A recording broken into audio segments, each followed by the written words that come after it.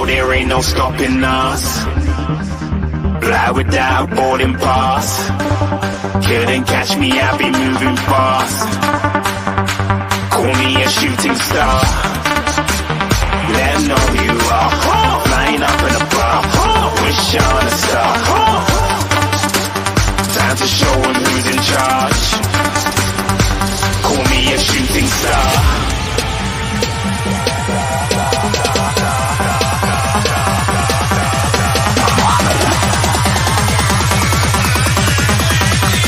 Shooting stars. Didn't even get to cross.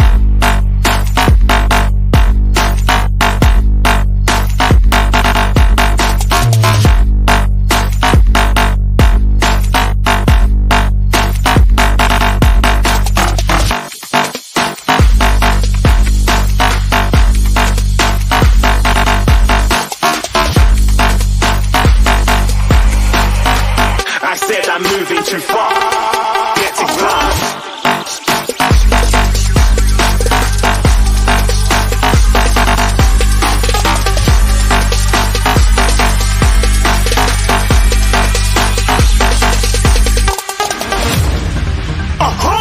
Looking at a shooting star. Got more than a couple of people going mad. I swear they're rooting hard.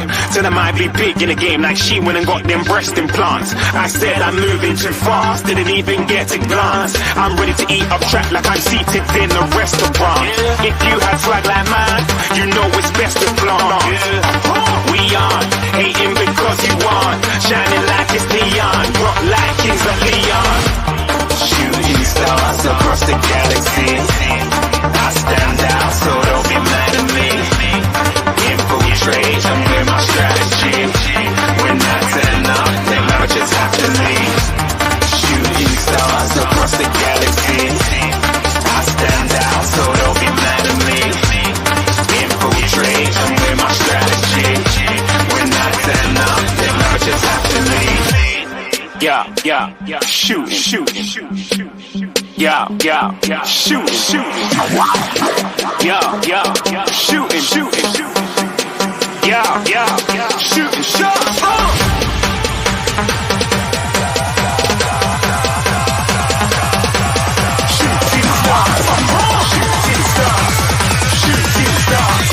Shooting stars. Didn't even get to cross.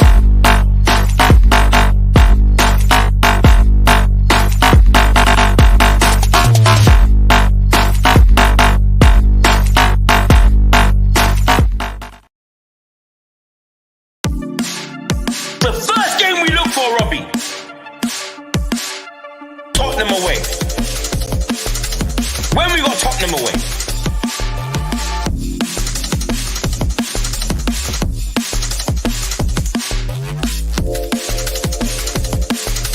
Tottenham away. When we got Tottenham away?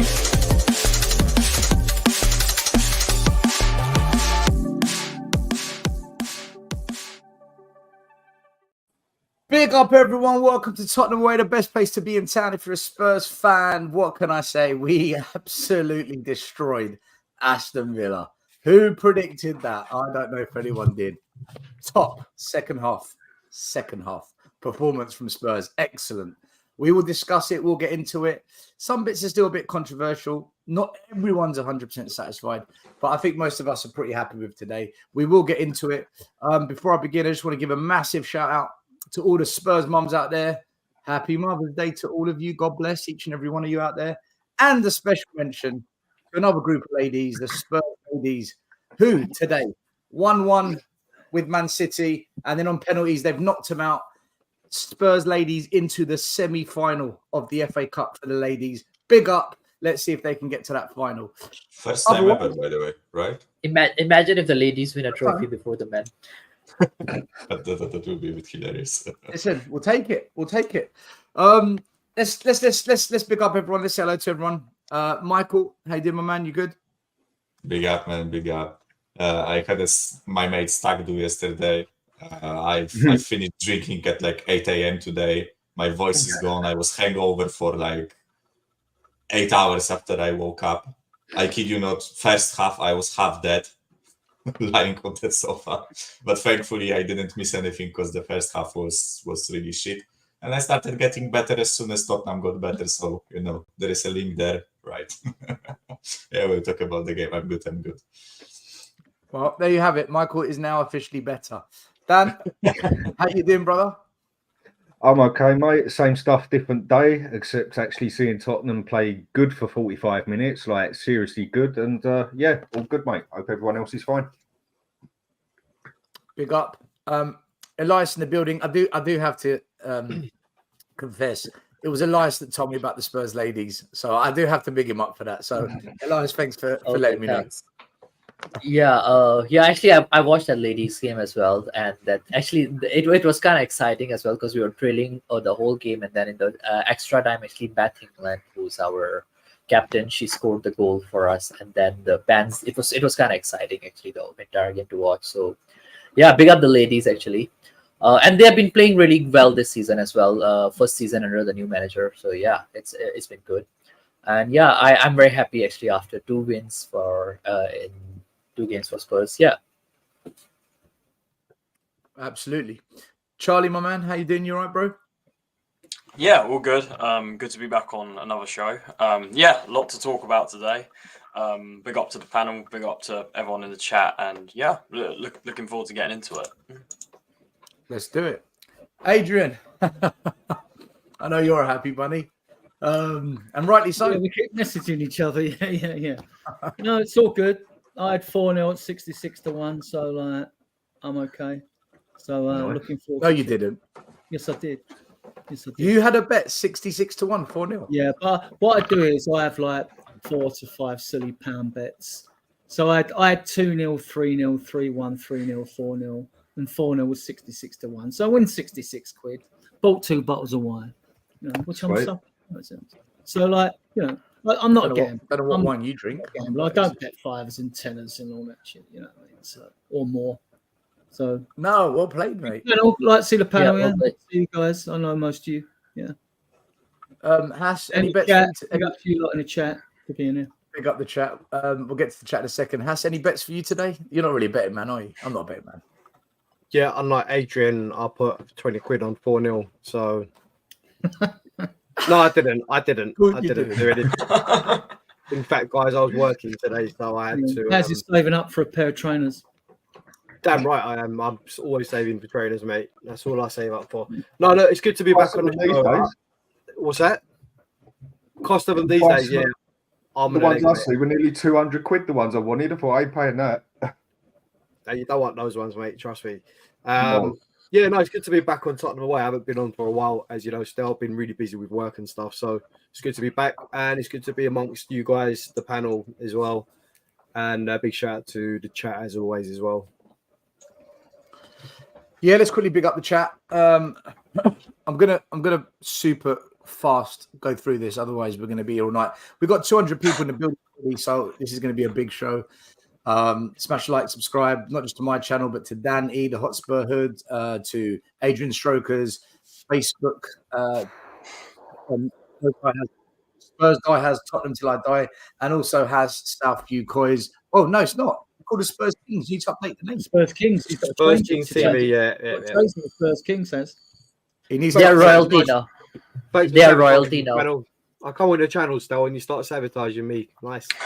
Sorry, man. It's like it says Southview Coins. And big up to Step Up Spurs. Make sure you subscribe there as well. That's how long I haven't been on YouTube. You see, I've kept the name on your group. Better game would be the Kings of White Hart Lane, as in like Hoddle and Gilzine. The Kings of White Hart Lane would be better. I'll put it to the team anyway. You screwed it all up. There you go. You screwed it all up. Big up to the disabled team in the house. Justin's in the house. El Said's in the house. Saxon Hunter, Stevie D, William on the turning away. Tom, Tony, Tin Man. Big up. We've got Roy, Daniela. Guys, I'm going to super quick go through this. Scott M, James. We've got Jan 071, Sabrob, Tot Spurs. Big up Ian. Big up Graham in the house. We've got Mario. Mark Cousins, get the fraud Arteta out of my club. Ryan Isaacs in the mud. JJ, Donna Cullen, Wagwan as always. Immortal Worm, John George, big up. George, you, big up to you. We've got Mark in the house, Frankfurt, Guna, Spurs King, Dan G, Matthew, Patrick, how you doing? Luca 14, Ronnie's in the building, Philly NYC, Martin Knightsbridge, big up to all of you. Hope you enjoyed tonight's show. All right, lads and ladies. So, 4-0 to the Spurs, full time. It was a goal from Maddison in the 50th minute, a goal from Brennan Johnson in the 53rd, Son in the 91st, Timo in the 94th. We like scoring quick succession goals at Spurs. It's becoming a bit of a habit. Yeah. And of course, John McGinn, straight red on the 65th minute. After the game, the league table looks like this. Obviously, this was before City played Liverpool. We closed the gap to 2 points with a game in hand, which is against Chelsea. So let's not get too carried away. But we've closed it to 2 points. And our goal difference is now superior to Aston Villa. Guys, I want to talk about the first half first. Right, let's get into the first half. If I go by the commentary that was on TV, Spurs got off to a strong start. The commentator said Villa haven't settled down yet. It's a strong start by Spurs. They're controlling the game.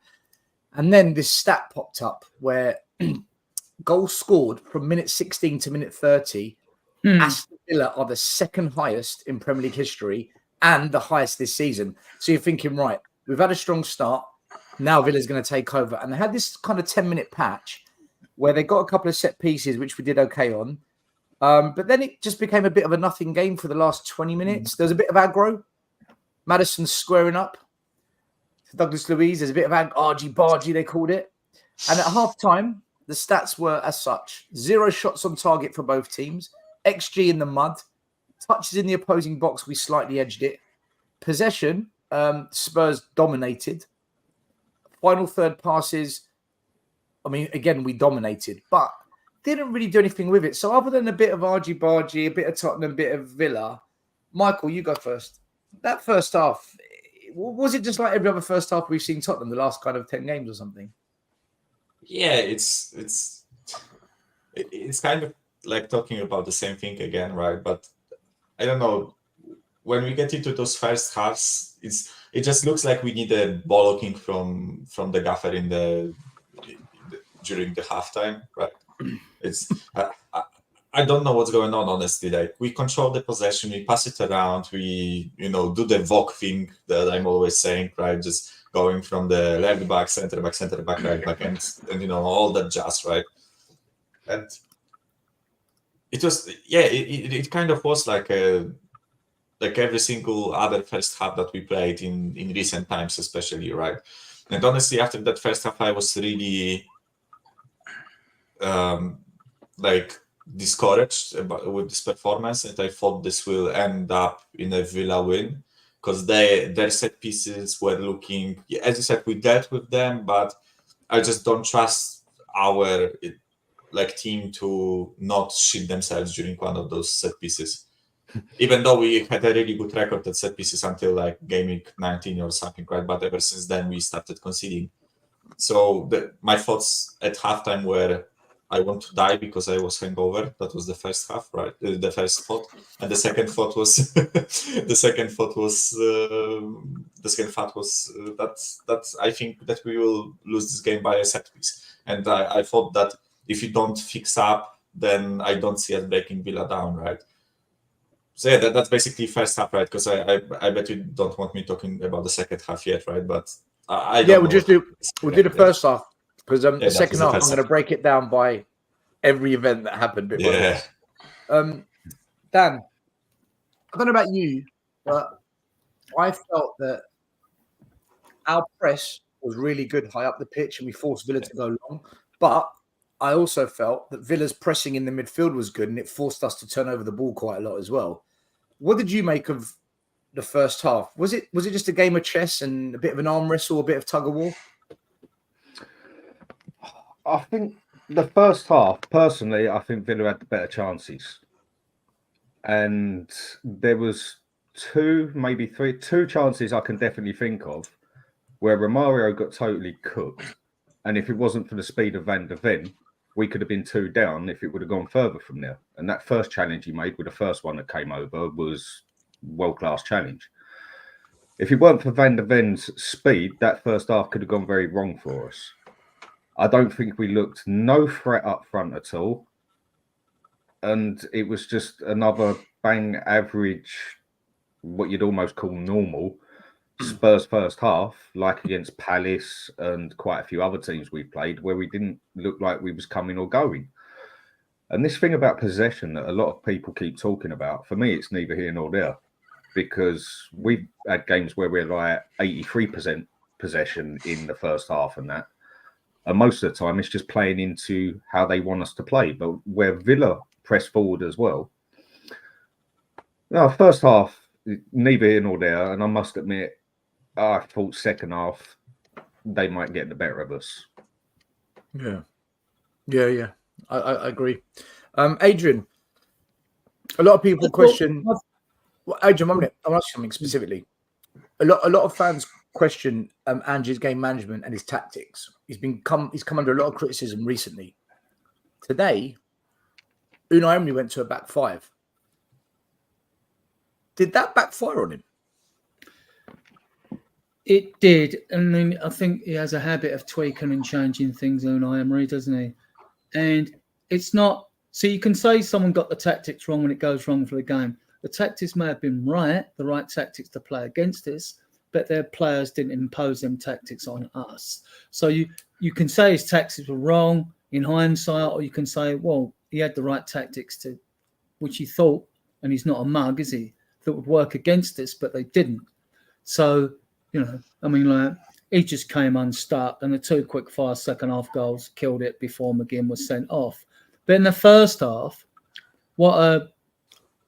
I thought we were better than we were at Palace, especially if we were away from home. We showed a bit of urgency getting down there. I saw a bit more for the second game on the spin from Brennan Johnson to show that he's more than paces to his game. But, I'm still undecided on him, obviously. I was surprised he would start. I picked that team, Barr and Johnson, actually, fun enough, because I thought Werner would play instead of him. But a couple of things in the first half, like Dan... alluded to, the Romero nearly got us into trouble, and we were in control of the first half, and Basuma did what you never do in a coaching manual, right? He passed a square ball across the box. Now, that's fine when there's absolutely no risk doing that, playing out from the back, but you do not do that. In the past, like a striker might nip in between two central defenders and get a shot off a goal and score or whatever. So that got me. Another thing I noticed was what I didn't want Van der Ven to do. He went on a rampaging run on the left, was caught upfield, and they had a counter attack on us. I don't know if you remember it as well, which nearly, as Dan alluded to, we nearly made. There was no reason for us to be sloppy. We were in control of the game, and we did some sloppy things during the game. Now, all right, it might be hard to expect that we all want perfection from a game, but there are basic things that we should be doing, and we shouldn't make silly little sloppy mistakes at times. I can forgive a slightly short or slightly long pass like Son today and all that. That's fine. He's trying to make something happen, right? That in itself is frustrating as well, but that's okay. First half, what did they have? A ball off the shoulder of a player that went wide, and something else. They didn't actually have a shot on target, even in the first half, did they? No, nor did we. Yeah, nor did we. Nor did we. Yeah. Shots on target, 0-0. Their XG was in fact I higher. thought we moved the ball a bit quicker than we did against Palace. We weren't going from side to side, and actually, when we got in the final third, we did look threatening, even though we didn't make nothing of it. So I was looking at it, I thought, this is good. It's a lucky ground for us. We've won here the last 9 out of 10 games, and I was confident we were going to win today anyway. But yeah, so that's my sort of summing up of the first half, really. Johnson did well in the first half. I've got to say, I've been a big critic of him, right? I must admit he had a good game today, and that's 2 on the spin. And he showed aggression, and he beat him. And I'm thinking, hang on. Now I thought, because I didn't know if last week was just a one-off.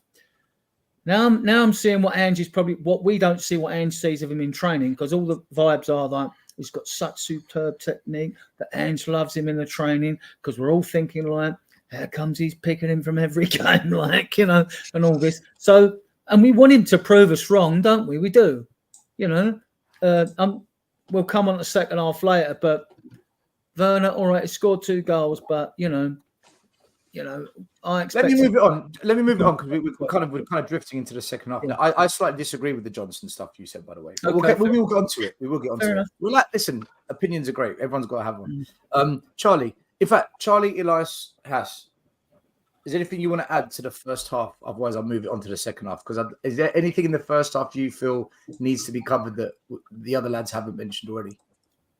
I mean, honestly, I think first half was a nothing game. Like, I think someone said that Villa had more chances. I don't really see Villa do anything, really. I thought neither team were doing. I thought it was a very scrappy, kind of like one of those games where not a lot is being given for either team. So, yeah, I mean, first half, there's not really a lot to say in general, to be honest. So I think still move it on to second half as soon as possible. Elias, has anything you want to add, or should we just go second half? I think one thing I wanted to add on was like Mickey Van der Ven. What a player he was in the first half. Like if not for him, perhaps maybe we could have actually made 1 or 2 errors there, here and there. So I wanna give him the credit where it's due. When he went off, actually, I think Dragusin did good, but that second half we'll talk later. Yeah. Sorry, David Clark. Have you lost your mind? I've never heard such crap in all my extensive life. You must have lived a very short life then, on this planet. Villa could have done this, Villa could have done that, but they did bugger all. That's what we just said. Your show is like a magnet without a positive part. Are you deaf? Like, what's he just saying? That magnet bit was quite nice, actually. Well, look, if I attract people like you, then yeah, we are a magnet for it. Yeah, okay, I guess we are. Fair play. I take it back. The worst thing in the first half was the Saar booking. Yeah, that weren't a booking. That was a shambles. He stacked it. Never a he yellow. stacked Never it. a yellow. Actually, can I say the referee in the first half, on a few occasions, right? Connor, I've just made you a mod, okay?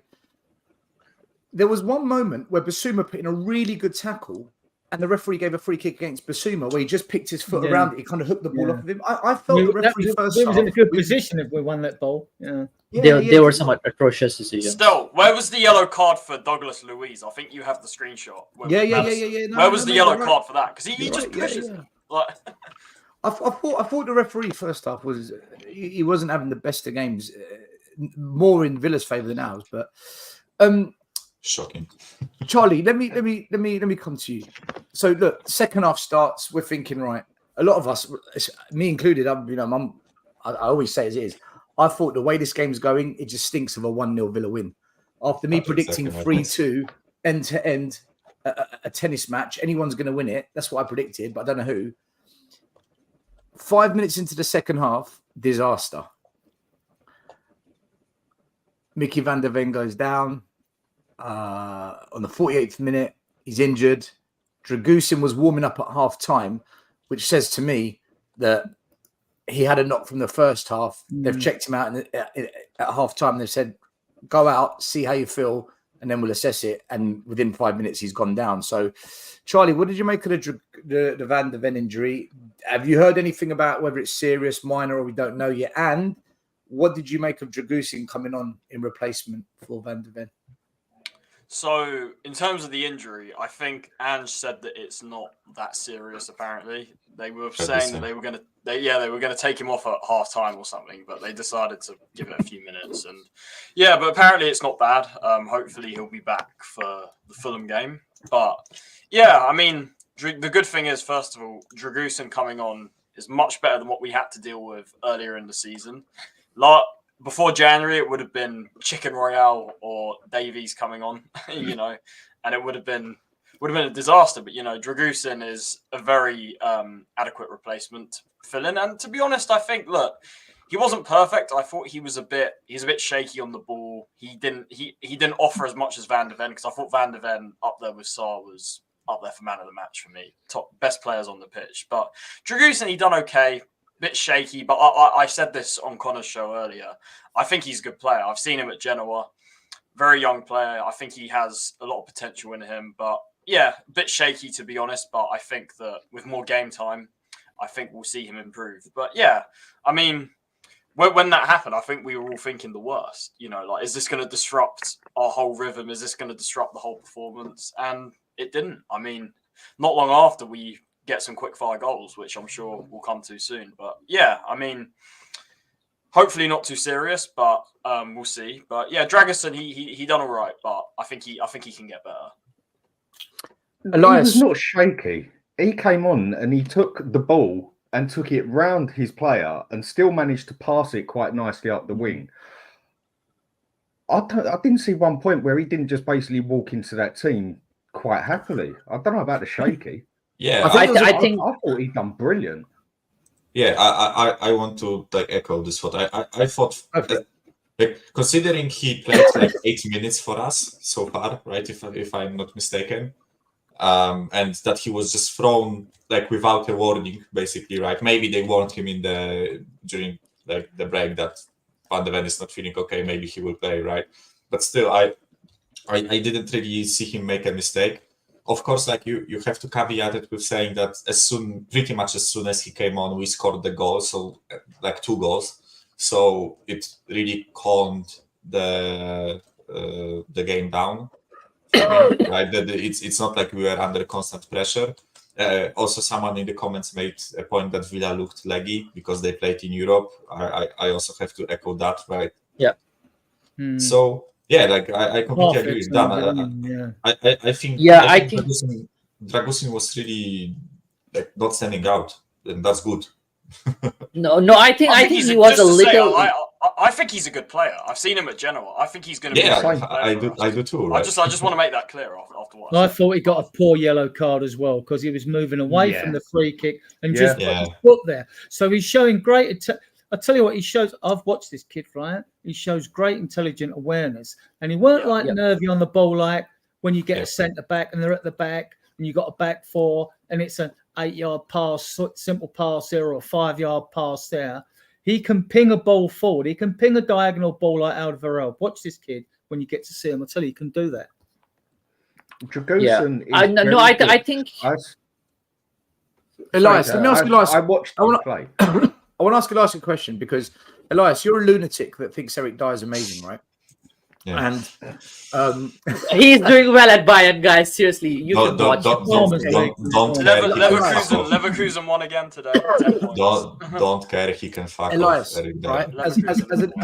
As an Eric Dyer fan who's also come out this week saying Daniel Levy's a god, and Spurs fans who say Levy out have got problems. Oh my goodness, right? I don't agree with him on that. By the way, well, he's your boy, right?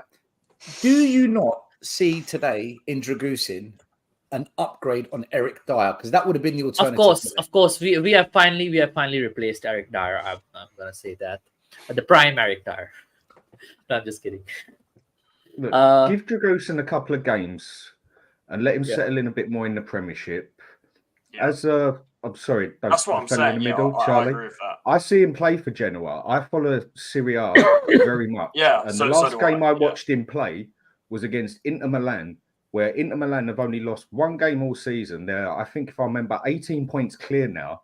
And he totally bossed Inter Milan from the defence and also scored their goal. Yes, I saw that. He's a bit. What? How would you put it? He's young, but this fella, he just needs more minutes. He needs time to kind of feel his way into it. I think today, like he didn't care, and he is going to be good enough, personal opinion, to fight for a place with VDV and Romero. He didn't look. I think he showed it today already. That's the important thing. We don't know yet, but he didn't look out of depth, did he? Yeah. No, I don't think he looked out of his depth. There was just a couple of things. Man. Yeah, like he fit in very nicely at the spot, like what Mickey Van de Ven does. He had good speed as well, like the way he was actually following the play. I think his tackling can improve a little bit. He's not as accurate with that. Romero alongside him. Yeah, that's one of the things as well. Yeah, his tackling can definitely improve, but pace-wise, he is sort of like there with Mickey Van de Ven, I would say. Strong as well. Strong as well. Yeah. Well, I'll tell And you he's what. good I at think heading the Dan, ball. you He mentioned looks like he before. does look like a gangster, doesn't he? He's looks a like threat a from gangster. set pieces. Yeah. If he had a need to long get black him leather on. jacket, He's a if big he had a threat long on black leather attacking set jacket, it would pieces. suit him. Yeah, he can He head made a that ball good as good block as Yeah. a for a striker. corner, and all, didn't he? He made a good block for a corner down on the left-hand side as Yeah. well. Yeah, he did. But he's going to be perfect in the corners for us. And if we get crosses coming in with him up there, free kicks.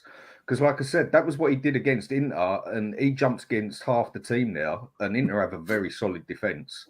He can hit that ball as good as a striker and with precision. He's a very good player. And he will get game time simply because, like, over a full season, barring injuries to Van der Ven and Romero, one or two of them is going to pick up the yellow cards and get a suspension. Especially with European football, Adrian, next season. Especially with European football. So he will get his game time, and Ange would have told him that. You know?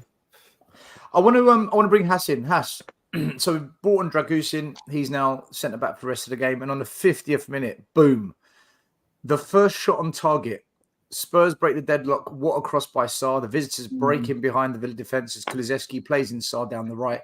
He sends a superb delivery into the middle when Maddison arrives to apply the finishing touch. A massive goal in the race for the Champions League. Hass, a couple of things. A few fans call Ange Ball a bit of a myth, or they're not convinced yet, or they're not sure. If you look at the build-up from back to middle to wide, playing the ball through to Sarr, that was what I believe is Ange Ball. And that's the first point. The second point, my criticism and my biggest gripe with the Werners and the Johnsons and the Brian Gills is that ball from Sarr is what I expect Johnson and Werner to be doing. When I see Pape Sarr, and by the way, he was off balance and he did it. That ball he put in was, if that was Saka, Foden, we'd be jizzing our pants, right? It was top draw. And the final bit, so Ange Ball in the build-up, Pape Sarr's cross, and the third bit has, ball didn't come in at a great height. It wasn't on the ground. It wasn't up in the air. It was kind of that awkward height. Maddison still got his foot on the end of it and got it into the finish. back. It was a good finish. Yeah, it looked easier than what it was, right?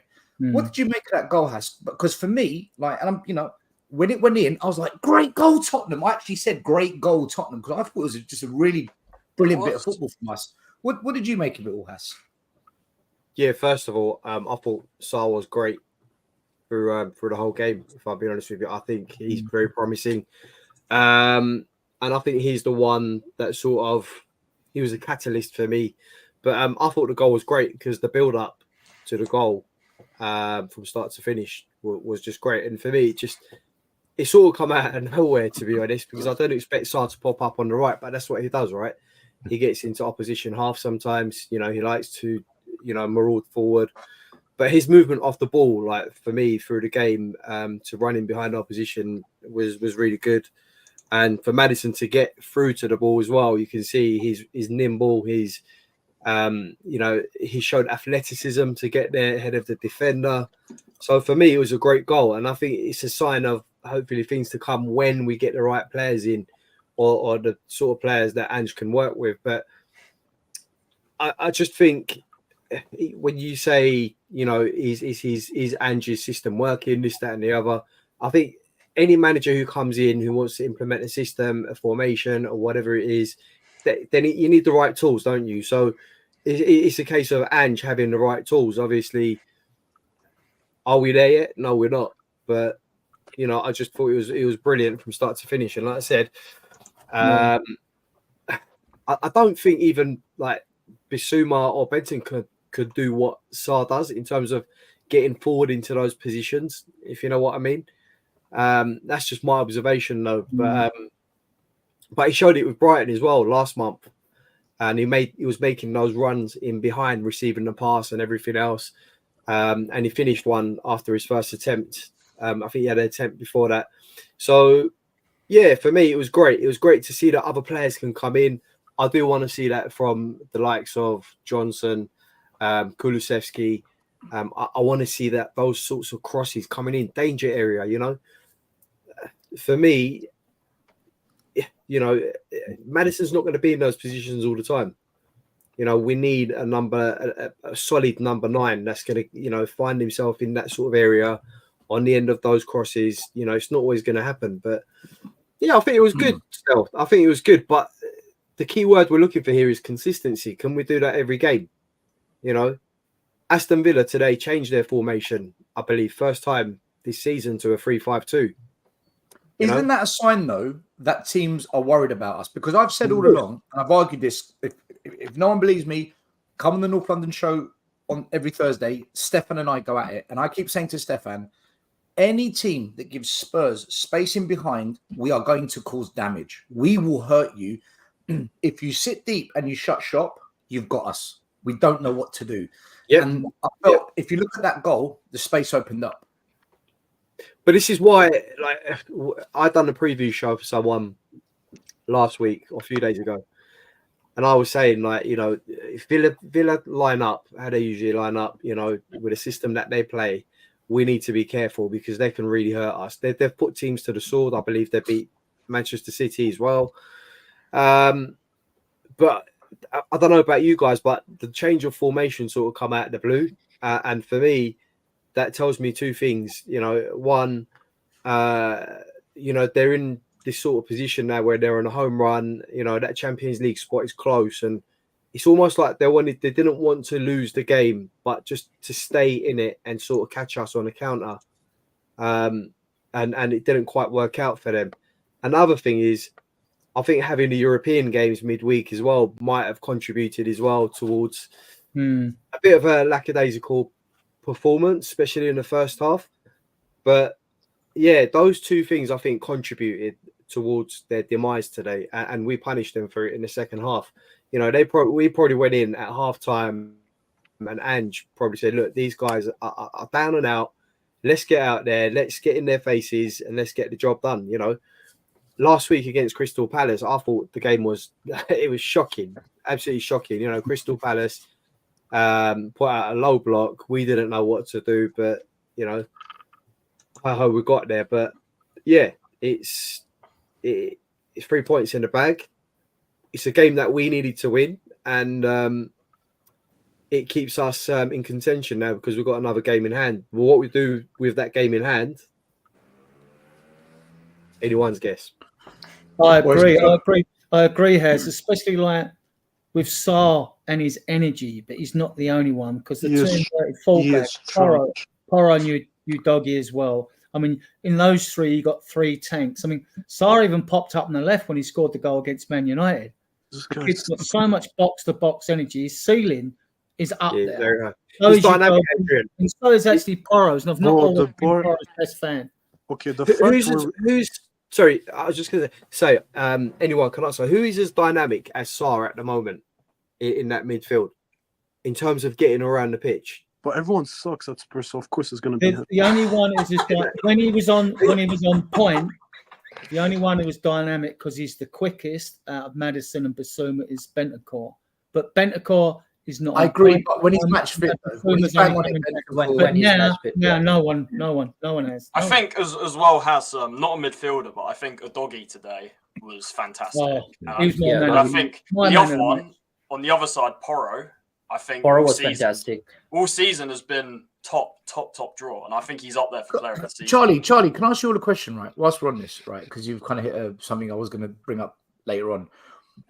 Is there just a clear, distinctive difference to this team when Udogie and Porro both play? Yes. Is there a clear difference? Porro, yes. Very clear. Porro, yes, 100%. Oh my word. I thought Udogie was superb today.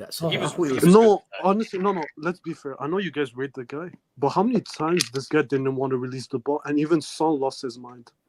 Okay. That's one problem I have with Udogie. He doesn't release the ball quickly. With Pro, it's quick, easy pass. But Dietrich, I think what you're saying is bad, right? Go. Yeah, sorry then. Like, that's all right. I get they are not like perfect players. Hardly anyone is a perfect player, right? But there is a middle ground, right? I think they are good, solid players, and without them, we are not the same team, right? As much as I also am frustrated with Udogie whenever we are in the transition and he just doesn't use the left winger. Like, the amount of times he doesn't pass to the left winger is honestly infuriating me, right? But for me, like, everything else that he does is fucking amazing, right? The guy dribbles really nicely. True, Michael. Control of the ball is He's 20. amazing. Yeah, he's decision like, making to be like a control of the ball is amazing, right? He isn't afraid to dribble with the ball, to progress with the ball, right? His passing is also amazing. Like, you know, the same, because I think you said Papa Sarr is shit, right? He is garbage. He is shit.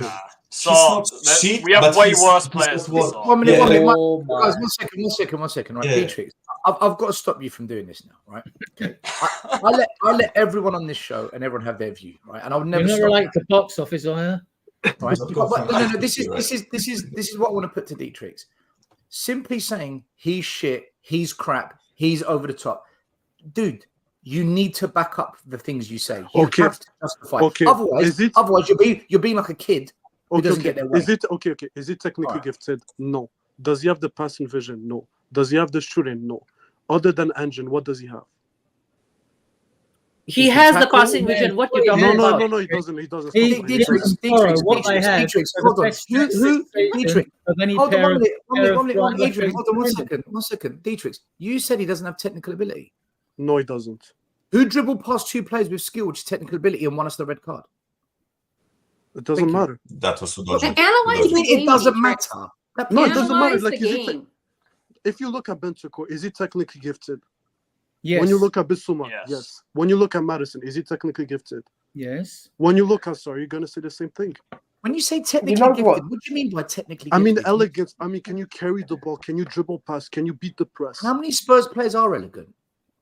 No, No, that's my I point. think- Most of them aren't. Dietrich, I think I get your point. Right? I don't think Sarr, when he's playing, apart from as an engine box to box getting everywhere, he doesn't look particularly special at anything. Yeah. That's But my he seems to have a bit. Thank you. But he seems to have a bit of everything.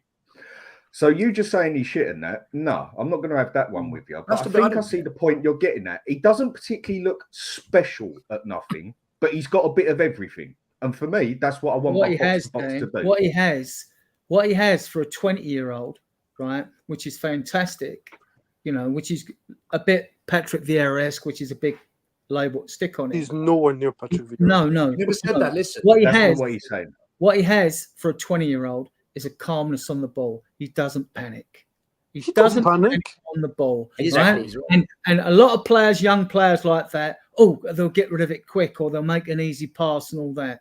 He doesn't do that. And he's got the courage to go forward and hold the ball and take it forward with him as well. That he's got, to me, I think he's got a maturity beyond his years on the ball, so maturity beyond his years. How I old think is Sarr? Is he fantastic player. 19, 20? How old is he? 19. Okay, 20. This is another 19 thing or 20. Spurs He's fans very need to young, stop isn't he? doing, He's Okay, very right? let me young. ask you. Let me ask you Even this the question. likes of Kulusevski had a hand in 3 goals today, although people ignore it because they only look at the assister, not the person who assists the assister, right? It's like Kulu's 23, right? Van der Ven's 22, Sar's 20. You Okay, don't. let me ask you. This is a very young If- side. Now, I'm not making excuses for them. What I'm doing, I'm praising them because they're doing so well to be able to do what they do, even make the occasional error in the Premier League. I think is absolutely fantastic. Okay, I think if Bentancur is fit, fully fit, do you remember the Bentancur de Conte? Who would drop out of the midfield? Sarr, At but the that moment, doesn't we mean there he's you go. shit. But Yeah, you, but to be okay, fair, but to be, There you hold on. go. Like, To that be doesn't fair mean though, he if you're is gonna have shit. if you're gonna have a squad, you need more than Yeah, just but- centre left. Yeah, Okay, but no, so all right. I could twist this a little bit, right? I don't think it works like You're that. saying he could drop out the midfield. You could play all 4, right? You could play the 4 of them. I've been on this another podcast before, right? And the way you could do it, if you drop someone like Richarlison, right? And you What, had for your Parrot up front. No, Charlie, don't go on the parrot thing. Don't paraphrase me, okay? We can't have that. Right? No, but you could play all 4 because you could play Bentancur, Basuma, and Sarr in midfield. You could play Maddison. I think I said it with Michael on another podcast. You could play Maddison as the deep line number 10, like Firmino played at Liverpool, no, with that Son is- on one wing, and you've got a choice of 3 or 5 wingers. You You're could saying- play on the other wing. No, You but could you play changed the all 4. formation. If you wanted to be a little bit more defensive with Ange Ball rather than a little bit less risk averse, you could do that, and then you could pick one of Bentancur, Basuma, or Sarr. No, hold on. No, but You're saying you changed the formation. Dietrich, you're saying that if if we have a fully fit Bentancur that, Sarr definitely drops out. I don't think that's the case. No. Basuma, even though I think Basuma had an all right game today, he was pretty solid outside of a big error that he made, but he has been inconsistent. Yeah, So I think that it could be any of the Basuma. If Bentancur is fit, it could be Basuma or Sarr that drop out. See, I 100%. Yeah, actually, two games ago, and it could be any combination. And did it 2 games ago. Can I say something quickly? Just to just back up what she said. I 100% agree with you. Even Basuma, I would sell his ass. He's not good enough too. But for me, I just want the best of the best to win a title, and I don't think Sarr and Basuma in the midfield. Right, can I add something here? I think if you're talking Dietrich, if you're talking about selling midfielders, I think before we sell any of those guys, I think we have to get rid of the likes of Højbjerg. Bring in a Manu Kone. Guys, we're missing a massive point here, right? And this is why I disagree with you, Dietrich, right? For me, one of the best teams in the last. Wait, hear me out. Right, one of the best teams in the last 5 years has been Liverpool. Yes, I don't think Jordan Henderson's technically gifted, a wonderful football player, but what he gave Liverpool was the balance in midfield to free up Firmino, Salah, and who else did they have at the time? Firmino, Salah. There's one other. Yeah, but they had Fabinho, Mane, right? Well, no, hear me out, Dietrich. Hear me out. Right, so. Sometimes it's not necessarily about just having elite. In an ideal world, yes. It's balance. So the system flows. And for me this season, I'm going to say it. The best midfield we've got when they're ticking is Sarr, Basuma, Maddison. They proved it in the first 10 games, and they proved it today. As much as I love Bentancur, I actually love Lo Celso as well. And I do think there are moments where Højbjerg coming on for 10 minutes, there are certain games where it does work.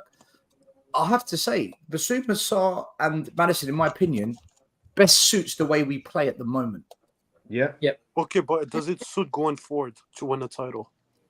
Of course. I think there's more important areas we need to fix. No, I'm just talking about the midfield. Yeah, but it's also the closest Dietrich, isn't it? I think we've got to fix the wide areas before anything else. Yeah, So no. Actually, they do actually fit in a title-winning team, because when we had the winning run, the first 10 games that we won, they were our midfield actually. So you can make an argument that they are consistent players. You're not talking about 10 games run without a loss. Well, no one knows until we win a title. You're not talking about set in stone starting 11. To me, consistency wins you title. We're going to start today because we're playing for home, and you know why. They were going to start. Can I give my thoughts on the game? Cube, sure. Just so you know, we've been going step by step. We're currently up to. Let me tell you where we got to. We got to the 50th minute. Sarr crossing the ball to Maddison to score. That's as far as we got. We're going bit by bit. Okay. In fact, Cube, you do the next bit. All right. So 1-0 up. And then literally 3 minutes later, 2 and 4 minutes. A blistering start to the second half from Spurs. Konsa's pass inside his own half is to lose possession. Kulusevski intercepts. Plays the ball to Son. Son runs forward. He's got a man to the left, man to the right, and he slips it to Johnson, and Johnson puts it into the roof of the net. Son assist, Johnson goal. Q, let me ask you this, right? Is it now just Son has got to be in the middle, and that's his best role, whether it's scoring or assists? And with Johnson, are you now like, yep, Johnson's really, really good. He scored 2 and 2, because I did get a super chat earlier, right? And Brian, I will answer your super chat. I did get it, right? I will answer this because a lot of people are coming for me about Johnson and Werner. I will answer, but I want to get Cube's view first. So, what did you think about that goal? Because another thing as well in this goal, Kulu got a lot of criticism again today. Yet he was involved in 3 goals. First half he was trash. The whole team was trash. First half. Second half, he was very average as well, apart from his 3 moments. I agree. Cube, you go, then we'll open it up to the discussion. Off you go. So I mean, I think Verm and Brennan Johnson, I still think they both had, they both had goals today. I mean, Brennan Johnson actually played pretty well. He actually had a pretty good game last game as well. To be fair to him, they're both not good enough to start to get us a title. I don't think they're good enough. They can have good games. They are scoring some goals, which, I think that's good, but they're not flying. I don't think that they would be a great impact sub, which is exactly what Johnson was last game, was a good impact sub. Timo Werner can potentially be a good impact sub, maybe, but they're not our starting. Sonny should be definitely in the middle. And the reason why he needs to be in the middle is because we don't have anybody in the wide areas that are consistently able to be like in the middle, So it's kind of like, it's one of those things where, depending on how everybody else is performing, Sonny is either on the left or in the middle to make up for the deficiencies of our other players in the front line. So if I remember correctly, that goal, I mean, I think that like Brennan Johnson did a good job on the goal, especially because it was very, he had to keep his composure because he was under a lot of pressure with that Villa player. So he almost didn't get it because, that he was under a lot of pressure. So I give him credit for that, even though it was a great assist from Sonny as well. But I mean, I still think that those guys are not good enough. Also, I think that goal came like right after Van de Ven went off. And I just want to say that, like, you guys have probably already gone over this, but like Van de Ven for me was our player of the match in the first half. He was unbelievable. And he saved our asses so many times. We were all over the place back there. We all know I love Romero, but Van de Ven saved Romero's ass multiple times in the first half.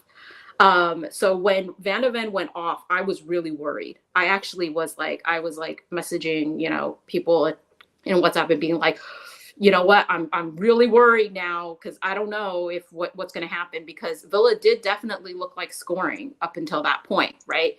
So I was not sure about how we were going to do. To Dragison's credit, I think that he put in a solid performance. You could definitely see the pace missing. He was nervous on the ball, especially when you're comparing it to Van de Ven coming off. But he did a solid, job in the back. And, once, Sonny and Madison both kind of got into it at that time around the Brennan goal, they started getting into it. And then you started to see the results coming through. Decky started to get into it. Up until that point, I think Decky, Mads, and Sonny all were not very effective, not really in the game enough. So I think that's when we started to really those three players got into the game, and then it started to get in there. I think you've made solid points there. I think you've made some fair points there, apart from the Dragusin one again. He did not look shaky. He looked like he'd been playing for Spurs for time. He did not look shaky once, the way he dribbled it round the player as soon as he got the ball from a position that a few people would have found hard. But apart from that, I didn't say he was shaky. Right. No, I didn't say he was shaking. I said he was nervous. Okay. He was not nervous. Anytime he was not nervous, at all. Every time he started to have a little bit of pressure, you could kind of see him wanting to get rid of the ball as soon as possible. He was fine until he started to get a little bit of pressure, then he got nervous. But honestly, I don't think that. I think he put in a solid performance. He dribbled it round the player instead of booting it. He put in a solid performance. He hasn't gotten very many minutes. He is, new to it, and he put in a really solid performance. But I do think that the other thing is what the other thing I said is that when you compare it. No, hold on. I also said we weren't really troubled that when you compare it, you can't all speak at the same time. One at a time. I said that when you compare it to Van de Ven, then you kind of feel it.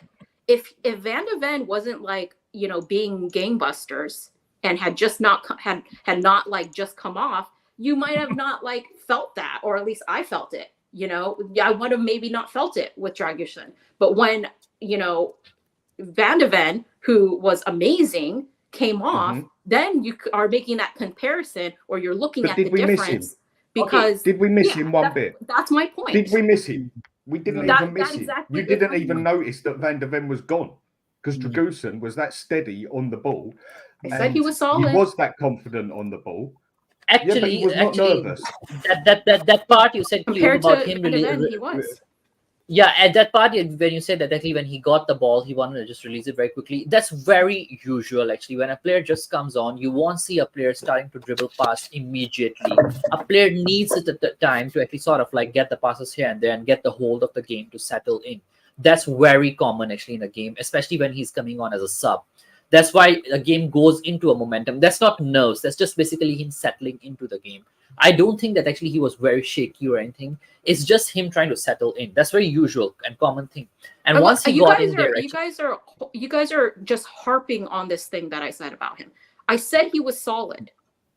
no, you said he I was thought nervous. that he looked a little You said he was nervous when nervous. he was under. That's what I said. I said he looks nervous on the I ball thought when he's he under looked nervous pressure. the first 5 I minutes as said well, that. personally. I That's think what he I looked said. nervous. I said the same. Yeah, but thing. still, when he's under pressure. that's very I said he was a little bit shaky. Yeah, a little nervous on the ball when he's under pressure, but he put in a solid performance. Yeah. And I said that he looked that way in particular when you have Van de Ven coming off. That because Van de Ven was so good, you know. And I Yeah, said- but Big when boots to fill. It's big boots to fill, right? yeah, that's what It I'm is, but saying. I I'm said- not actually saying that much criticism of Dragusin at all. I think he did. no, I pretty know good. you're not criticizing, but I think when you say that I maintain that what I said earlier. I said I think look, Dragusin, yeah, he was a little bit shaky, nervous, but I think he's going to be a good player for us with more games. Yeah, We've seen I him think at so Genoa. too. I think I he's think going to he- be good for us. I think you put Guys, him in a can good we- shift. Can we Yeah. move it off Dragusin because the goal itself was about Kulu winning the ball, Son, and then fling it to Brennan Johnson. I do want to talk about Kulu. Before we get on to Kulu, we've got 400 people in the building. Smash a like, subscribe. Also, make sure you follow the Hotspur Hood, Step Up Spurs. Make sure you follow Spurs Diehards, Tottenham Till I Die, Spurs Kings, no longer Southview Coys, Spurs Kings TV. Because without all the other content creators, this channel doesn't work either, right? Dietrich's Bayern TV. Oh yeah, Dietrich, 10 points. Leverkusen all the way. They're going to do it. no, I think Alex, Bayern will do it. Mr. Box Office, I can see in the background, but I've got full capacity 9. So until someone drops off, I can't bring you in, Alex. So I will wait or come back after, but I've got the full All right, CQ, can you on the leave? show. Yeah, look, with Kulusevski, guys, where are you at? And I just want to put this forward to you. It's clear to me he's not that wide player like a Diaz, like you saw today, Diaz for Liverpool, or a Foden or a Saka. He's clearly not that player, and he's not Sure gonna about become that Diaz player. today? That finishing? Yeah, well, Yeah. It's yeah. awful. Normal Diaz, right? yeah. I agree with finishing. But overall, his game was really, really good today. It But will Michael, be. Michael, I agree. one minute. Just Michael, 1 minute. No, Yeah, wait, sorry, guys. sorry, sorry, go on. I just want to explain the point here, and because Yeah. I think what's happening at Spurs is this. Like I said, I don't think he's that player, and I don't think he'll ever become that player. But I go back to last season, 2 seasons ago, when we went to Aston Villa with Conte and we won 4-0 at Villa. The performance Kulu put in that game, I felt that's what I saw from Kulu second half against Villa, but without the goal. He was involved in 3 goals today, and he got an assist. I just feel that we want players that are going to go wide and get crosses in like we saw Pape Sarr do today. But I just feel the system we play is a bit more about inverting in. And I think if we focus on that more, Kulu's actually a good player, but he's not the player we want. What do you think of that? Still, let me answer this Go for one. it. Yeah, No, go for it. Go I for have, it. Yeah. I have debated this with a lot of people for a long time and been grilled for it. He is better as an attacking midfield central, which he played along at Juventus enough times. He even played up front with Ronaldo, for God's sake, or he plays best when he is inverted. He is not a wide player. We play him too wide when he hasn't got a great cross on the ball. And he's also on his left foot, so he always has to step left. And we play the man too deep for a left-footed player on the right-hand side. He is much better as an attacking midfielder or inverted. He is not a winger. Juventus found that out with him and then started playing him attacking midfielder, which a lot of people told me I was crazy until they actually checked it out. He's much better. I mean, look at when he played attacking midfield. Out of about 6 or 7 games, I'd say he had 5 good games and 2 Shady has. But I'm 100% with what you say there, Stel. He is much better when you bring him into the middle or at least more into the box. How can a left-footed player cross the ball in clean from being so deep on the right-hand side? They can't do it. So he has to step to the left all the time, where we become so predictable. I think you just hit the nail on the head. He is not a wide player. Also, if I can give my 2 cents on it. Yeah, I want everyone to tell me what they think about I've because when we appointed Ange, I tried to like learn about his system, right? And what first struck out to me in terms of like attacking was the fact that his wingers were the ones who played wide in by the byline, right? And his fullbacks or the 2 8s were the ones going like between the winger and the striker, right? So he formed the 5 attackers line with either 8s or fullbacks, wingers out wide and striker in the middle, right? And I feel like with the profile of our wingers, as Dan said, right, especially with Kulusevski, he's not the player to play the wide role. He has to be the one inverting, right? But I feel like what we haven't done yet, and it kind of like frustrates me, is the fact that we didn't adapt like the system to the player. And I know we get into the debate here whether we should adapt the system to a player, right? But for me, it would be much, much better if Kulusevski was the one inverting and Porro was the one overlapping, because Porro is right-footed and Porro puts a great cross in, right? So I think we should adapt the system so that on the right side we have a player inverting and the fullback overlapping, and on the left side it's fine, right? Especially, by the way, with Johnson, as far as I know, Johnson is right-footed, not left-footed, right? Yeah. And he predominantly plays on the right, which fits the system, right? He can go wide and put a cross in with his stronger foot, right?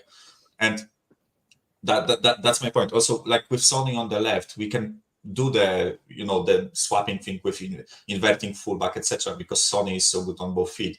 Kulusevski, he's not bad with his right foot. He just doesn't fucking use it, right? That's why. Like across the Kane to score the win in a 3-2 win at Man City. Yeah, Mike. You see what you said? We actually did do that in the last 20 minutes, like we did against Liverpool and other teams. If anybody else saw it, Porro was actually overlapping in the last 20 minutes. Wakulu was cutting in, and that is where we got the most success. They do work well together. Because Porro is the only player we've got who can cross a ball. He's the only one who can do a good, precise cross. No one else can. do it. Kulu can do it. I wonder, you're a coach still, so I'll throw it back to you after I've my little say here, right? Now, Kulu comes into the closed space. The closed space is just the edge of the penalty or the straight line, not the one in front of the goal, the broad line across the goal. He moves into there. A lot of the time when Kulu receives the ball, he's either the furthest man forward, right? So now, all right, he's not slow, but you'll always find that he'll receive it. He's probably got his back to he's usually got his back to the ball when he receives it. But the one thing I like about him, and he's elegant, you always watch his head, right? He's always looking up to see what's around, to see what's on. He's got fantastic vision and he's got fantastic touch. And he'll move with the ball and hold it, right? Apart from he's got great defensive qualities as well, right? And he'll move it. And he'll cut into the closed space, right? Now, when he cuts into the closed space, when I'm at Spurs games, I'm watching to see who's around, who's in the box, who's that. There might be one player, might be Son, it might be Richarlison, who's got 3 players around him. Now he's trying to pick out. He doesn't just hit hopeful crosses in the ball. He doesn't waste the ball. He doesn't waste the ball. When he's got it, he's always trying to do something with it. Today I had an assist in 3 goals. And I had people in my group and I said, oh, Kulu didn't have a very good game. Well, if you had an assist in 3 goals, really? He assisted 3 goals? Adrian, I didn't think his performance overall was that great. I think he was a bit. The game is 90 minutes. So what did you? What? Okay, so if he has, is that Charlie? Is that because you? This is my question. This is what I said at the beginning. Is that because we as fans want him to be a different player to what he is? Than he is. Well, maybe, but what I'm saying is I looked at him, and the same with Brennan. I think Brennan had a better game than what he's had before, but again, it's not what I want to see from wingers. I said this earlier. when you have wingers, you want them to hog the touchline. You want them to constantly be driving at the man with pace and power. Or is that what you want, Charlie? Charlie, That's what we need to see if we're going to progress. That's what an old school winger does. That's what an old school winger does. That's what we need to see if we're going to progress. Old school. Well, it depends what you consider. Like if you look at Doku, I think he's that old school kind of winger that actually a lot of people I think he's not a lot of people don't like him. I don't rate him. I'll take him. I think he's overrated. Maybe, but I like him. I think Johnson's I agree with Charlie. Johnson's shown a bit of grit in the last 2 games and a bit feistiness. I thought, yeah, good for you, right? And I think he's been told, virtually, if you want to stay on this, I expected Werner to stay today because being a team today because he tracks back. But today, I see Johnson doing some of those qualities that is expected of a modern day wide player. Yeah, Johnson was bullying Matty Cash. He was bullying Matty Cash, absolutely. Johnson was my man of the match. Because in the first half, we only had 2 players that you could say was good in that first half, like actually good that stood out. And that was Van der Ven. I think first half was a bit of a I think second half. Yeah, but what I'm saying is we only had 2 players that you could look at that looked good, not just bang average. And that was Van der Ven and Johnson. Johnson had a consistent game for the first time ever at Spurs. Not just come on and 5 minutes do something and then disappear for 85 minutes or 45, whatever he's come on.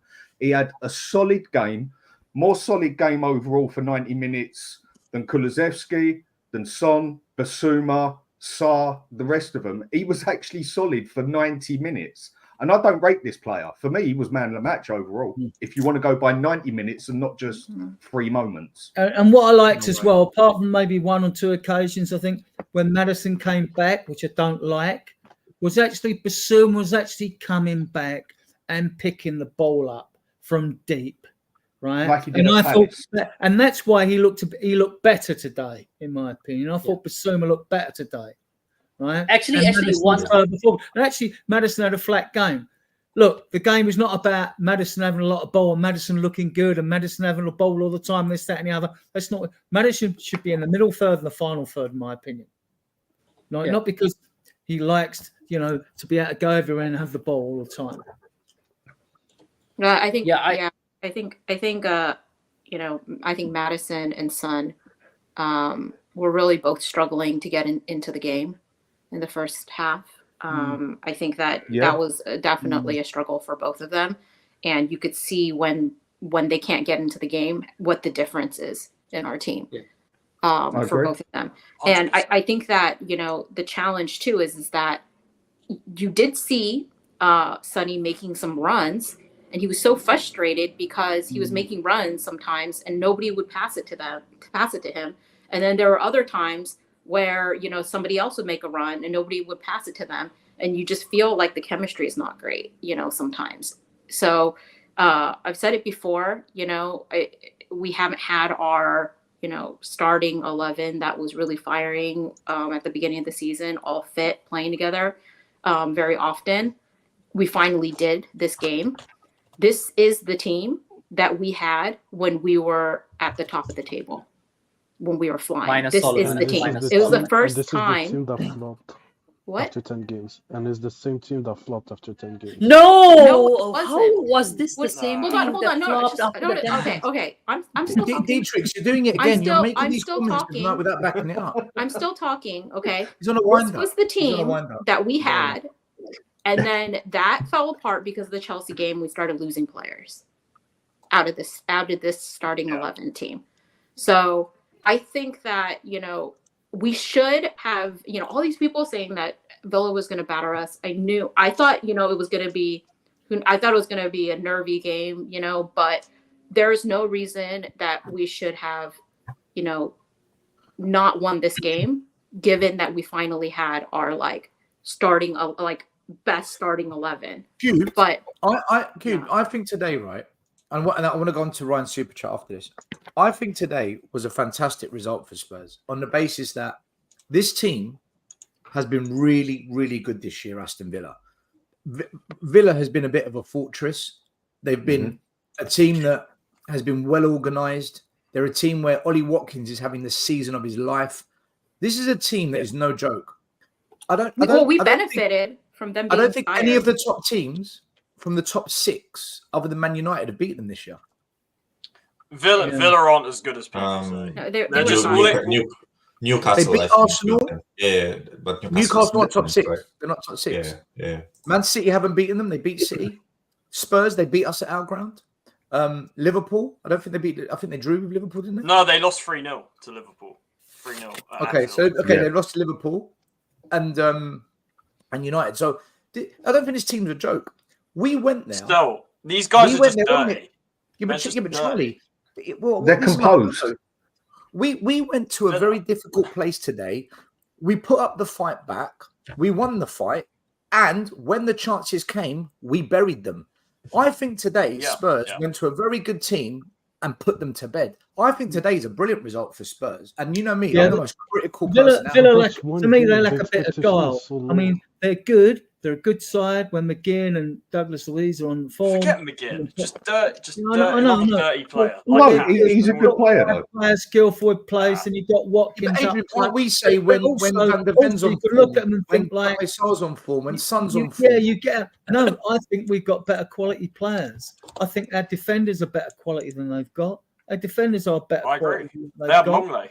Right? But Villa are more composed as a team. And I said before this game, usually.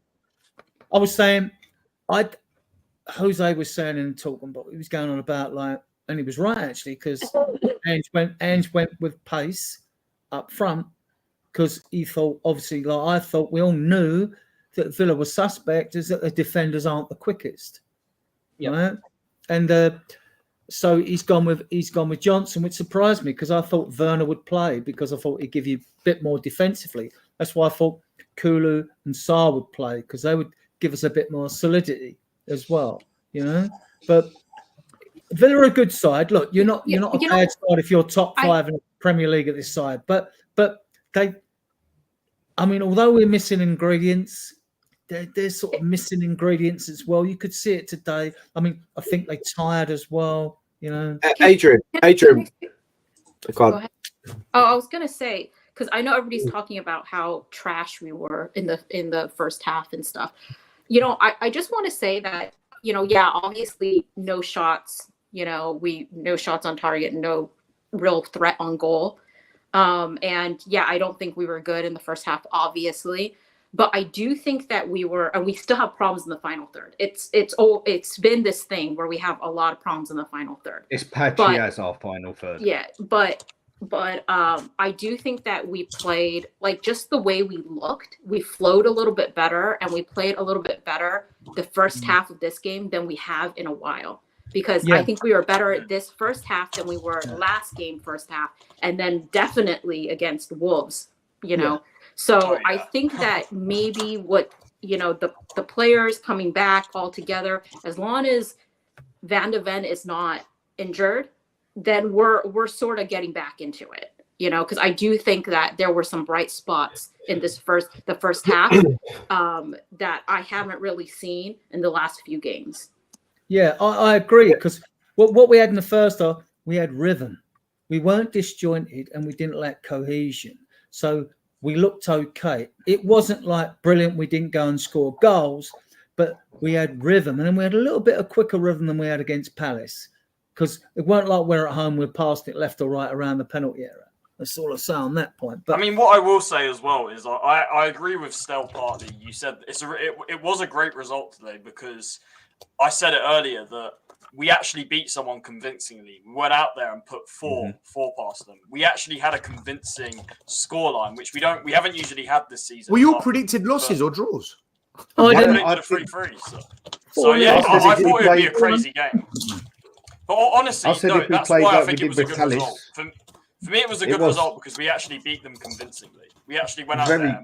Very good result. Villa are nothing special with their players.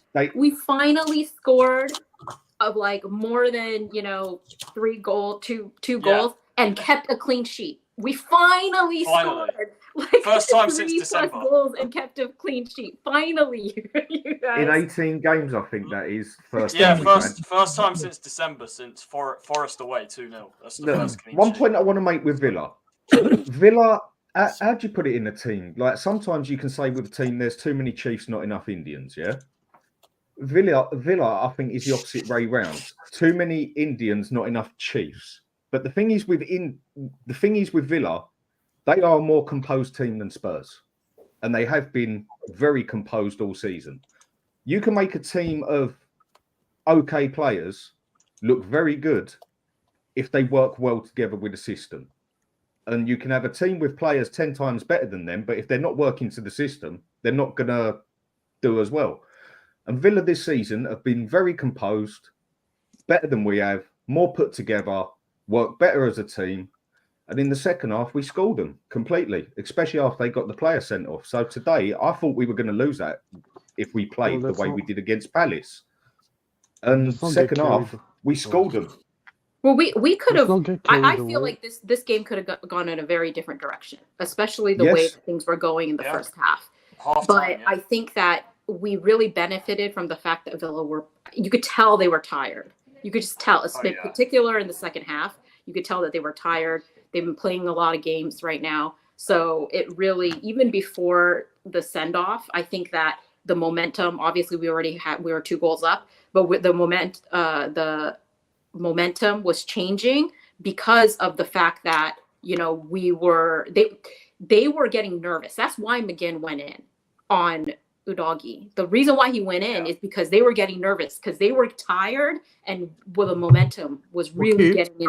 A reminder of McGinn's comments before the game. Everyone knows how important the game is tomorrow. It's probably, in a league fixture, the most important game in the club's recent history. The players are aware of that. So you might have a Those are big words. Captain's performance. Big up to Spurs King for sharing the quote. Captain performance.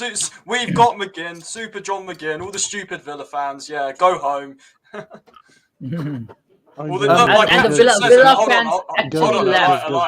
Elias, I have to say this. I was happy because Villa have finally got what they deserved with Matt Cash, all the dirty challenges on Doherty, Bentancur. Just they're a dirty team. Revenge mission. Actually, every time we play Villa, a player gets injured and they don't get a red card, like in the last 3 or 4 games. It was finally good to see. I just think these last 11 games augur so well for Spurs. We can afford to lose 4 of them. Everyone drinking that Villa and Matt Cash tears. Let's all just drink it. I'm gonna get onto the McGinn sending off, because that's actually the next thing in the match that happened. But I do want to do the super chat quickly, because the poor guy, he's been waiting and I've put it off for God knows how long. So super chat from Ryan, big up for your super chat. Also, Tony Simpson, new channel member, thank you, brother. Ryan says, Stell, Johnson and Vera scoring against a team in the top 6 in the league. What you got to say up the effing Spurs? Right. So we have played 1, 2, 3, 4, 5, 6, 7, 8, 9, 10, 11, 12, 13 games against the top 6, the top 8. Them scoring today doesn't change anything. The ratio is still 33% in terms of assists and goals. So if they do it against Arsenal at home, Man City at home, Liverpool away, Newcastle away, then yeah, I'm completely in the mud. So let's wait and see then. But as it stands, the ratio hasn't changed. And I just want to share this with you guys, right? I know everyone's saying Brennan Johnson was brilliant today and Brennan Johnson game of the season, blah, blah, blah. But for me, I'm not there. I'm not there. Yes, he scored. Another close range effort, by the way. And yes, he was aggressive and he was stronger today. But assists, 0. Accurate passes, 70%. You want that at least to be above 80 minimum. Sorry, lost my track here. Key passes, 0. Accurate crosses, 0. Accurate long passes, 50%. Ground duels won. He lost 50% of his battles. So he won 50%. Possession lost 14 times. When you look at him as an individual, it's a very different picture that's painted. But he got in the face of McGinn. That's what everybody loved about the game. I think there's so many variables with stats, and you can make a highlight reel about him. Compare with the eye test. Adrian, I said on the eyes, was he aggressive? Yes. Was he trying to take on players? Yes. That's it for me, though. Is that enough? No way.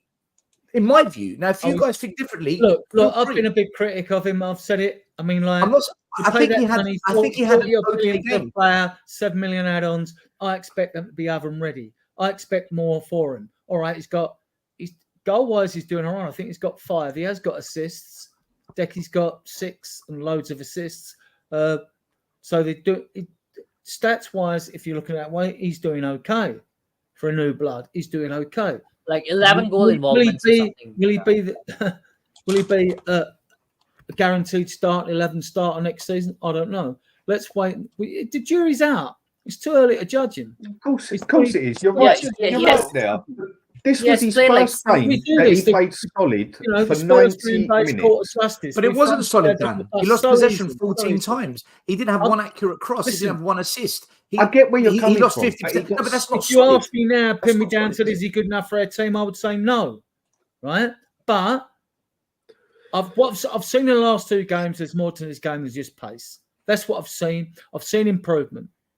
Ange must see something because he absolutely loves him. Well, from the training ground. Ange also plays with Richarlison when he's fit, yeah? Yeah, he does. He does. So does he see something in him as well? Well, no, Ange says I pick a Adrian, team for a game. I pick a team for a game. So if you're playing a low block, we've seen it. You don't play Sonny in the middle because he gets muscled. No. Yeah. So Richarlison's the only other option. No. So it's. I think not Son's. really I think playing we need Richarlison. Son I down think the it's middle. playing- I think that's We the do. best. Yeah, I think option We need do, Son but that's down the middle. that's not what Adrian is saying. Comment to me as Adrian well. is right. I'm He's just saying- saying you're right, Adrian. I'll Son pick- in the middle gets I will muscled out. pick a You're team right. to win a game. I didn't expect Johnson today to be in that team. He was the only one I got wrong. I thought Werner would play instead of him, but I By the knew way, the others would play. Stel, Yeah, I just Stel, want- sorry, you were saying that Johnson lost the position how many times? Was it 13 times or 14 times? 14 times he lost possession. Yeah, actually, Son lost the possession 13 times. I don't think that really matters. I think. Yeah, Son- I wanted. No, to, 1 minute. Hold on. Oh. I'm talking about Johnson. Yeah, but Yeah, I but in the same Can I way, ask, can I Son talk? also. Yeah, But Michael. I'm not comparing him to Son. I'm comparing him to his performance today. I thought he was okay.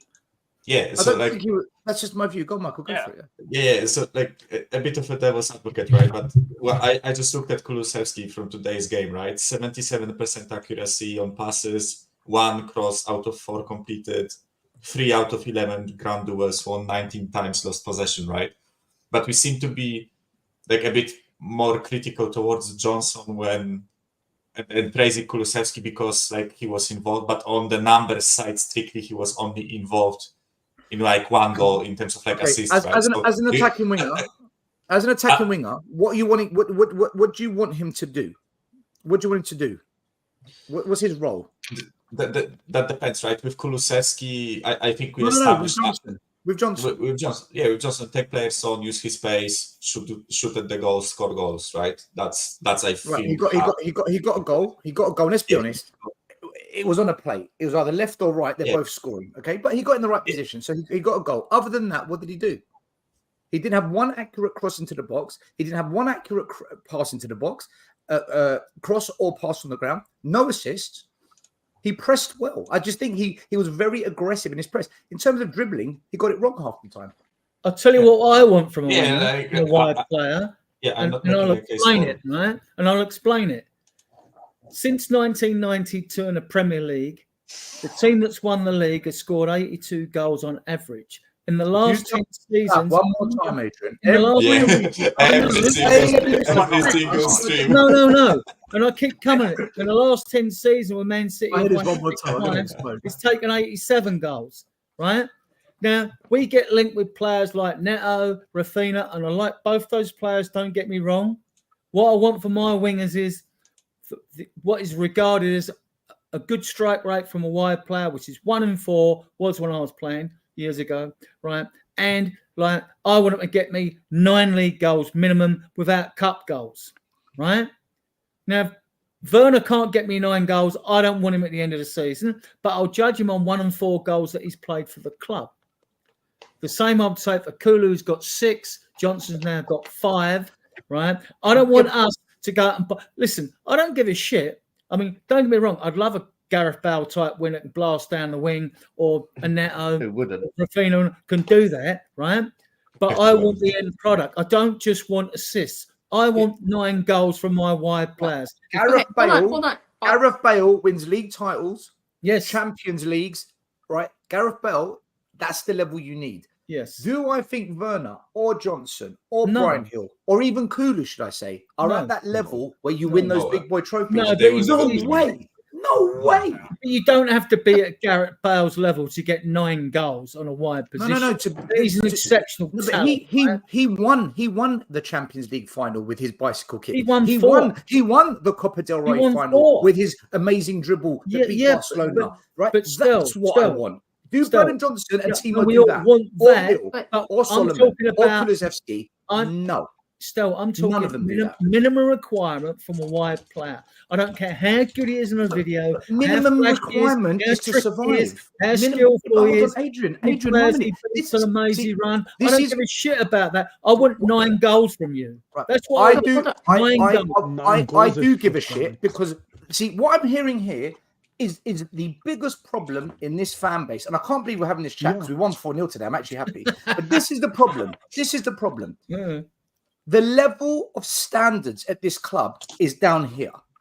I want the minimum. I don't want the minimum expectation. I want maximum output because you look at Liverpool. You look at Liverpool and City today. That's what we're up against. You look at Arsenal right now, who look like a machine. That's what we're up against. Okay, a 4-0 win against Villa is brilliant. I said it 10 minutes ago. I think today's a great result. But if you think Johnsons and Turbo Wieners and Brian Gills and Kulus are going to take us to that level, it's not happening, people. No, it's Sorry not. to upset people watching the Well, show. well, No, Well, My we don't know standards the- are here. we My don't standards know- are here. We don't know. Don't tell me potential Brennan Johnson- Johnson is the No, level of Saka, no one's saying Foden. that. But I'm but just that's what we saying need. that. But that's what we need. What we've seen is But that's what we is an need. improvement in the player in the last 2 games. What No one's improvement? saying It's more that. aggressive. And I'm not saying what I'm Yeah, saying. by the way- minimum. by the way, minimum. Stel- Okay, let's take Stel- Diaz today. Diaz had a brilliant Stel- game for Liverpool, right? Missed one chance, probably. It wasn't a great, big chance, but he missed one chance, right? And he had a really good game, right? No, he didn't. All right, D-Trix, he didn't. By the way, Alex No, and but- Danny in the background, I can't bring you in until 2 people drop off. Can I say so, something? Can I say something? So if Diaz Yeah. plays like that all season, is wonderful and doesn't score any goals, I wouldn't want him nowhere near my team. Diaz has won a cup Liverpool this season. fans. Liverpool Diaz has fans won a don't cup even this want season Diaz. playing with Well, kids. no, he's won a cup. But I'm talking about scoring goals. He turned up in that final. What I'm talking about, Stel, if Spurs ever got any dreams of winning a title, not going for top 4 because that's not the highest target to hit. You should be aiming to win the league, right? If you're aiming to win the league, right, you need players that score goals, and that includes our midfielders as well. Right, we need wide players to chip in with at least 9 each over a season and 1 in 4. You need your central striker to get you 20, right? And you need your midfielders to chip in because when you divide them, We had Son and 82 Kane. We had Son and Kane for 7 Where years. We are won they? nothing, Adrian. We had We Son and had- Kane for 9 years. Won nothing. This is nonsense. Sorry, We had the 2 best goal Okay, scorers hold in, on. in the best partnership in Premier League history. We won nothing. yeah, but we didn't Nothing. score 82 He goals. scored 30 last season and we finished 8th. So yeah. Yeah, he did. Yeah. I'm not saying that. That's one player, but we need to, throughout the team, get the right amount of goals to win a league. If you want to win a league, you've got to score 82 to 87. For Adrian, me, Don't get as me soon wrong, as Aston Anthony Villa went Adrian, down scored to 10 men, 106 in one season and upset the apple cart, and about As soon- 101 in the other, or something. as like soon that. as Villa went down to 10 men, Won. Adrian, this game was over. We As can soon as have they went down to 10 great men, this game was players. over. We can have 11 great players. If we don't score that amount of goals, we're never winning no league. Never. You know I what, agree. though? that's I agree. not I I true. agree. think That is still not true. you've made That is not- you've made the perfect point, and it's making me think from what I see today as well. I think the reason that I've rated Johnson, I suppose, from what I see as my man of the match, is because he was consistent on what he was trying to do for the 90 minutes. But I think part of it might have come down to the fact of he finally just done something that a lot of us wanted to see him do. And that is actually try and use his pace, get stuck into the game, try and get involved, have a bit of balls on him.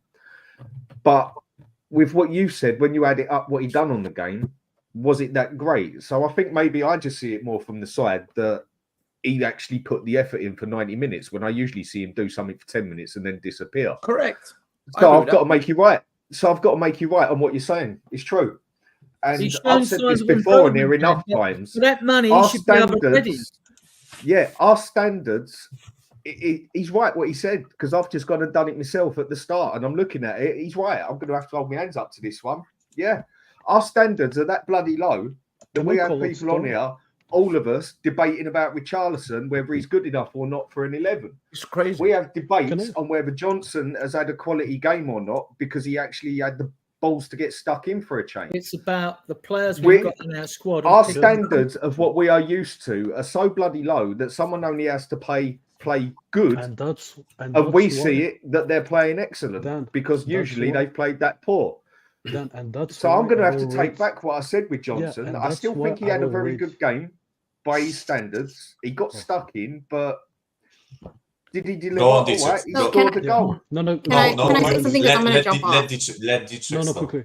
And that's that's why I don't rate Sar, Werner, Johnson. Because the standards are so low by this fan base that we'll never succeed and win a trophy. Sar's too young to make that call yet, and he's proven to be actually quite useful midfielder. Jude Bellingham at 20 years old is one of the best midfielders. I don't care about age. Pape Sar's got no Premier League experience. This is Johnson's second season. I don't care. Sarah's been better than Benton Court this year. Benton Court has passed 5, 6, 7 games. I agree.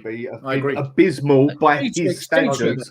And poor by any midfielder standards. Sar has been better. Come on, be fair, right? Werner's reached his ceiling. He's never going to go better. I don't want him. And what I've seen so far, even on 2 goals. But Sar and Johnson have got potential. Sar, to me, so far has shown a lot more potential. But how are you comparing it to Bellingham though? Because that's a bit of an unfair comparison. No, I mean it is unfair because players like Bellingham aren't very. You know, you don't get players like Bellingham very often, but you're no. I think that guy. Sorry, that guy. Elias. Let's speak. No. Hold on. Guys, sorry, guys. Yeah, I was just Charlie. No, wait, hold on. Cube needs to speak. She's going to go. Let her finish, and then I'll come back to you, Charlie. Yeah, Cube, go for it. I know you need to leave. Yeah. So I just want to say that I said that that Johnson had a good game. He had a good game this game. He had a good game last game. I also said that he's not good enough because he's not good enough to start. Like I said, impact sub to start to get us a trophy. He's not good enough. I feel like everybody on this panel can admit that he is not the starting guy to win us a trophy.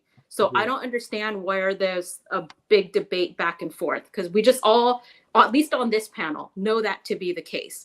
And to try to compare him to, earlier you're trying to compare, how much he lost the ball and all this different stuff to Son and Decky. And the difference is that even if, he was more involved in the game than Son and Decky up until like the 50th minute or something like that, even if he was more involved, he didn't do anything result-wise with it.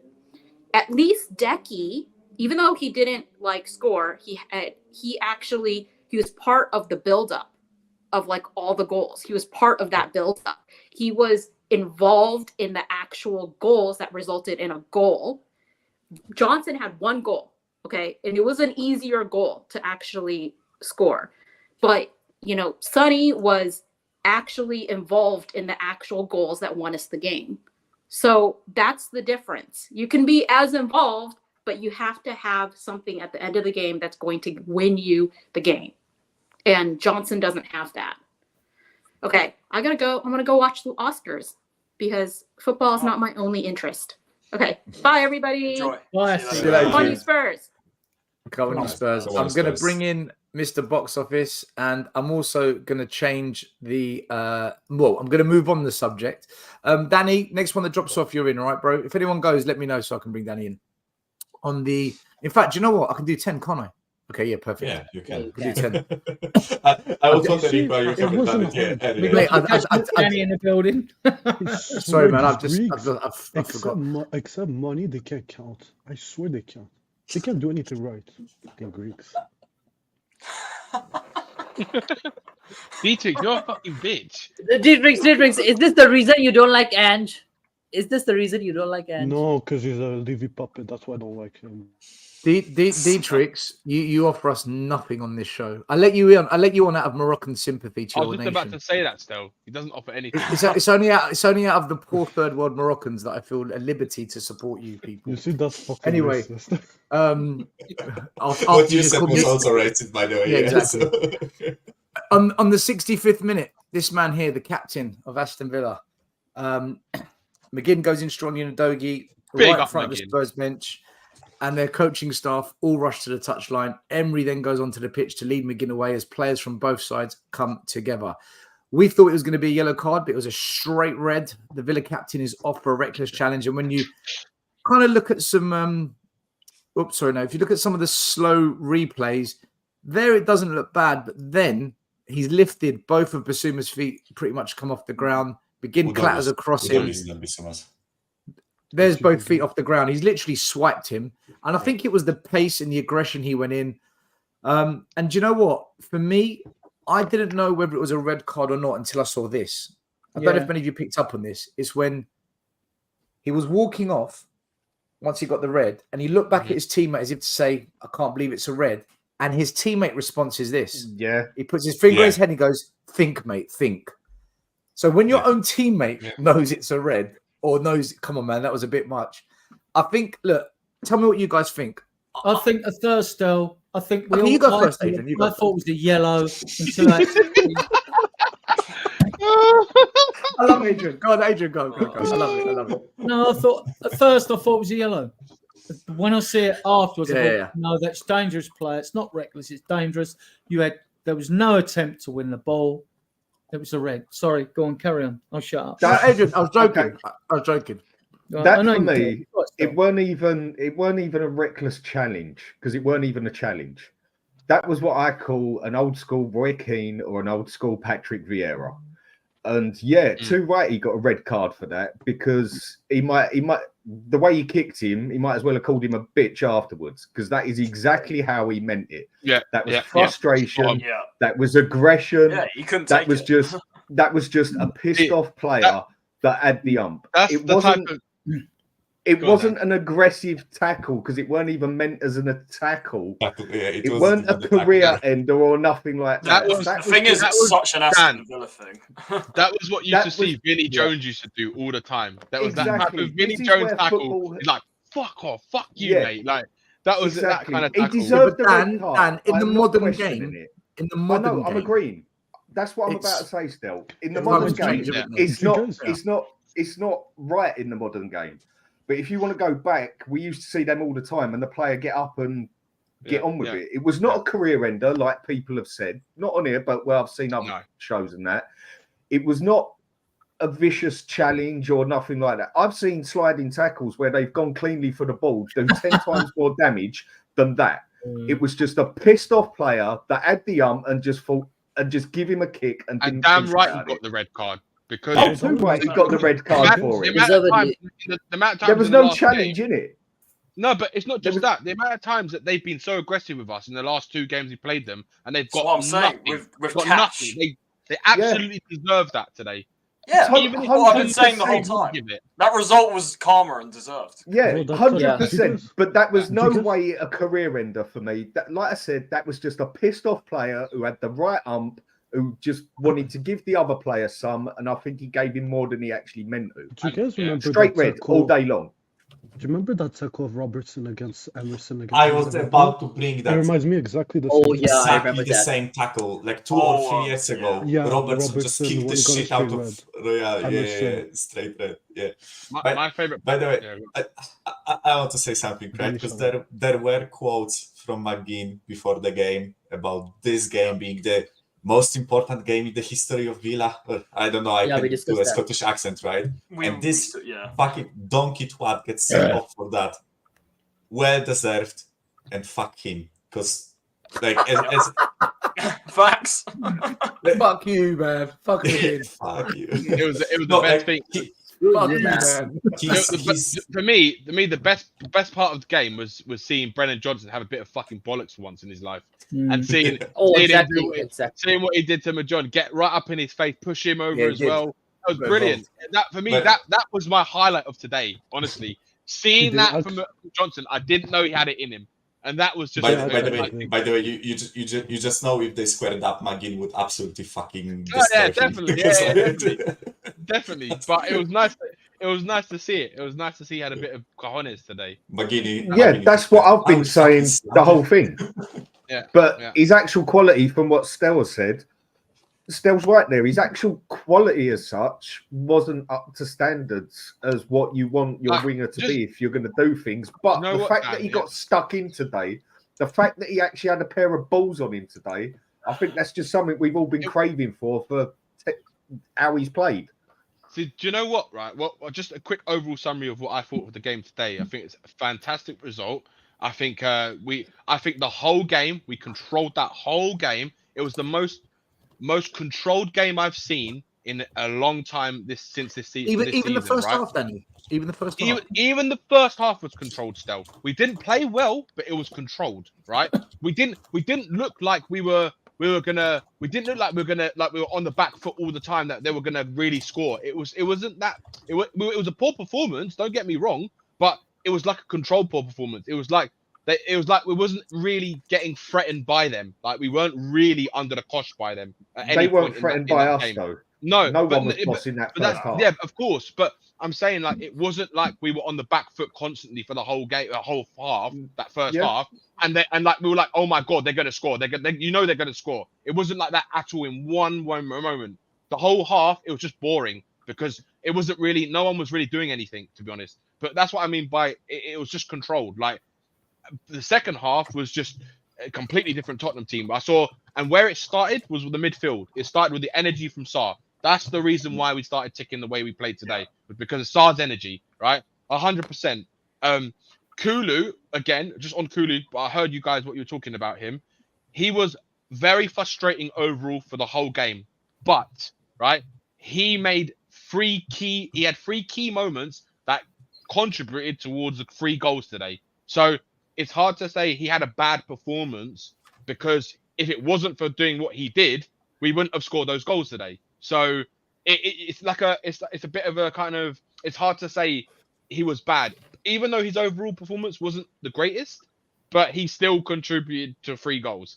And if it wasn't for him, it wouldn't have had those goals. A lot of his persistence and his kind of work rate, as we all know Kulu for. But Johnson, I think, is probably one of his best performances in a Spurs shirt. Having said that, performance, not one off. Having said that, considering that he was actually on the left wing, which is not his strongest position, he still wasn't that great. I watched that first half, right, and I counted the amount of times Johnson passed the ball to a Villa player rather than a Spurs player, and actually off the pitch. 6 times, right? 5 times to a Villa player, and 1 time he passed the ball off the pitch. He passed it more to a Villa player in the first half than he did to a Tottenham player, right? That's how bad his performance was in the first half. Right, you can actually go back and watch it, because I counted it the whole time. Now, in terms of the second half, I think he was definitely a lot better, but he still wasn't he didn't really offer loads. He scored the goal, he took the goal well. That's great. It's great for him, right? But as an overall, I don't think he was as good as what a lot of Tottenham fans I've been hearing on social media are saying it was for him. I don't think it was, in my opinion. Guys, can I ask you, when you think about this game as a whole, for me, one thing I haven't seen in a long time, and it's kind of Has, let me bring you, because you haven't spoken in ages. I thought our pressing game was much, much better today, even from the off, and that's something that we were really good at the start of the season. Definitely. Did you guys all see that as well? Yeah. Yeah. I thought pressing-wise, we seemed to be a bit much better than recently. Much better. It was from the start, still. Yeah. Hello to Danny. First of all, I haven't seen you for ages, bro. Hope you're well. How are you? I'm good, man. I'm good.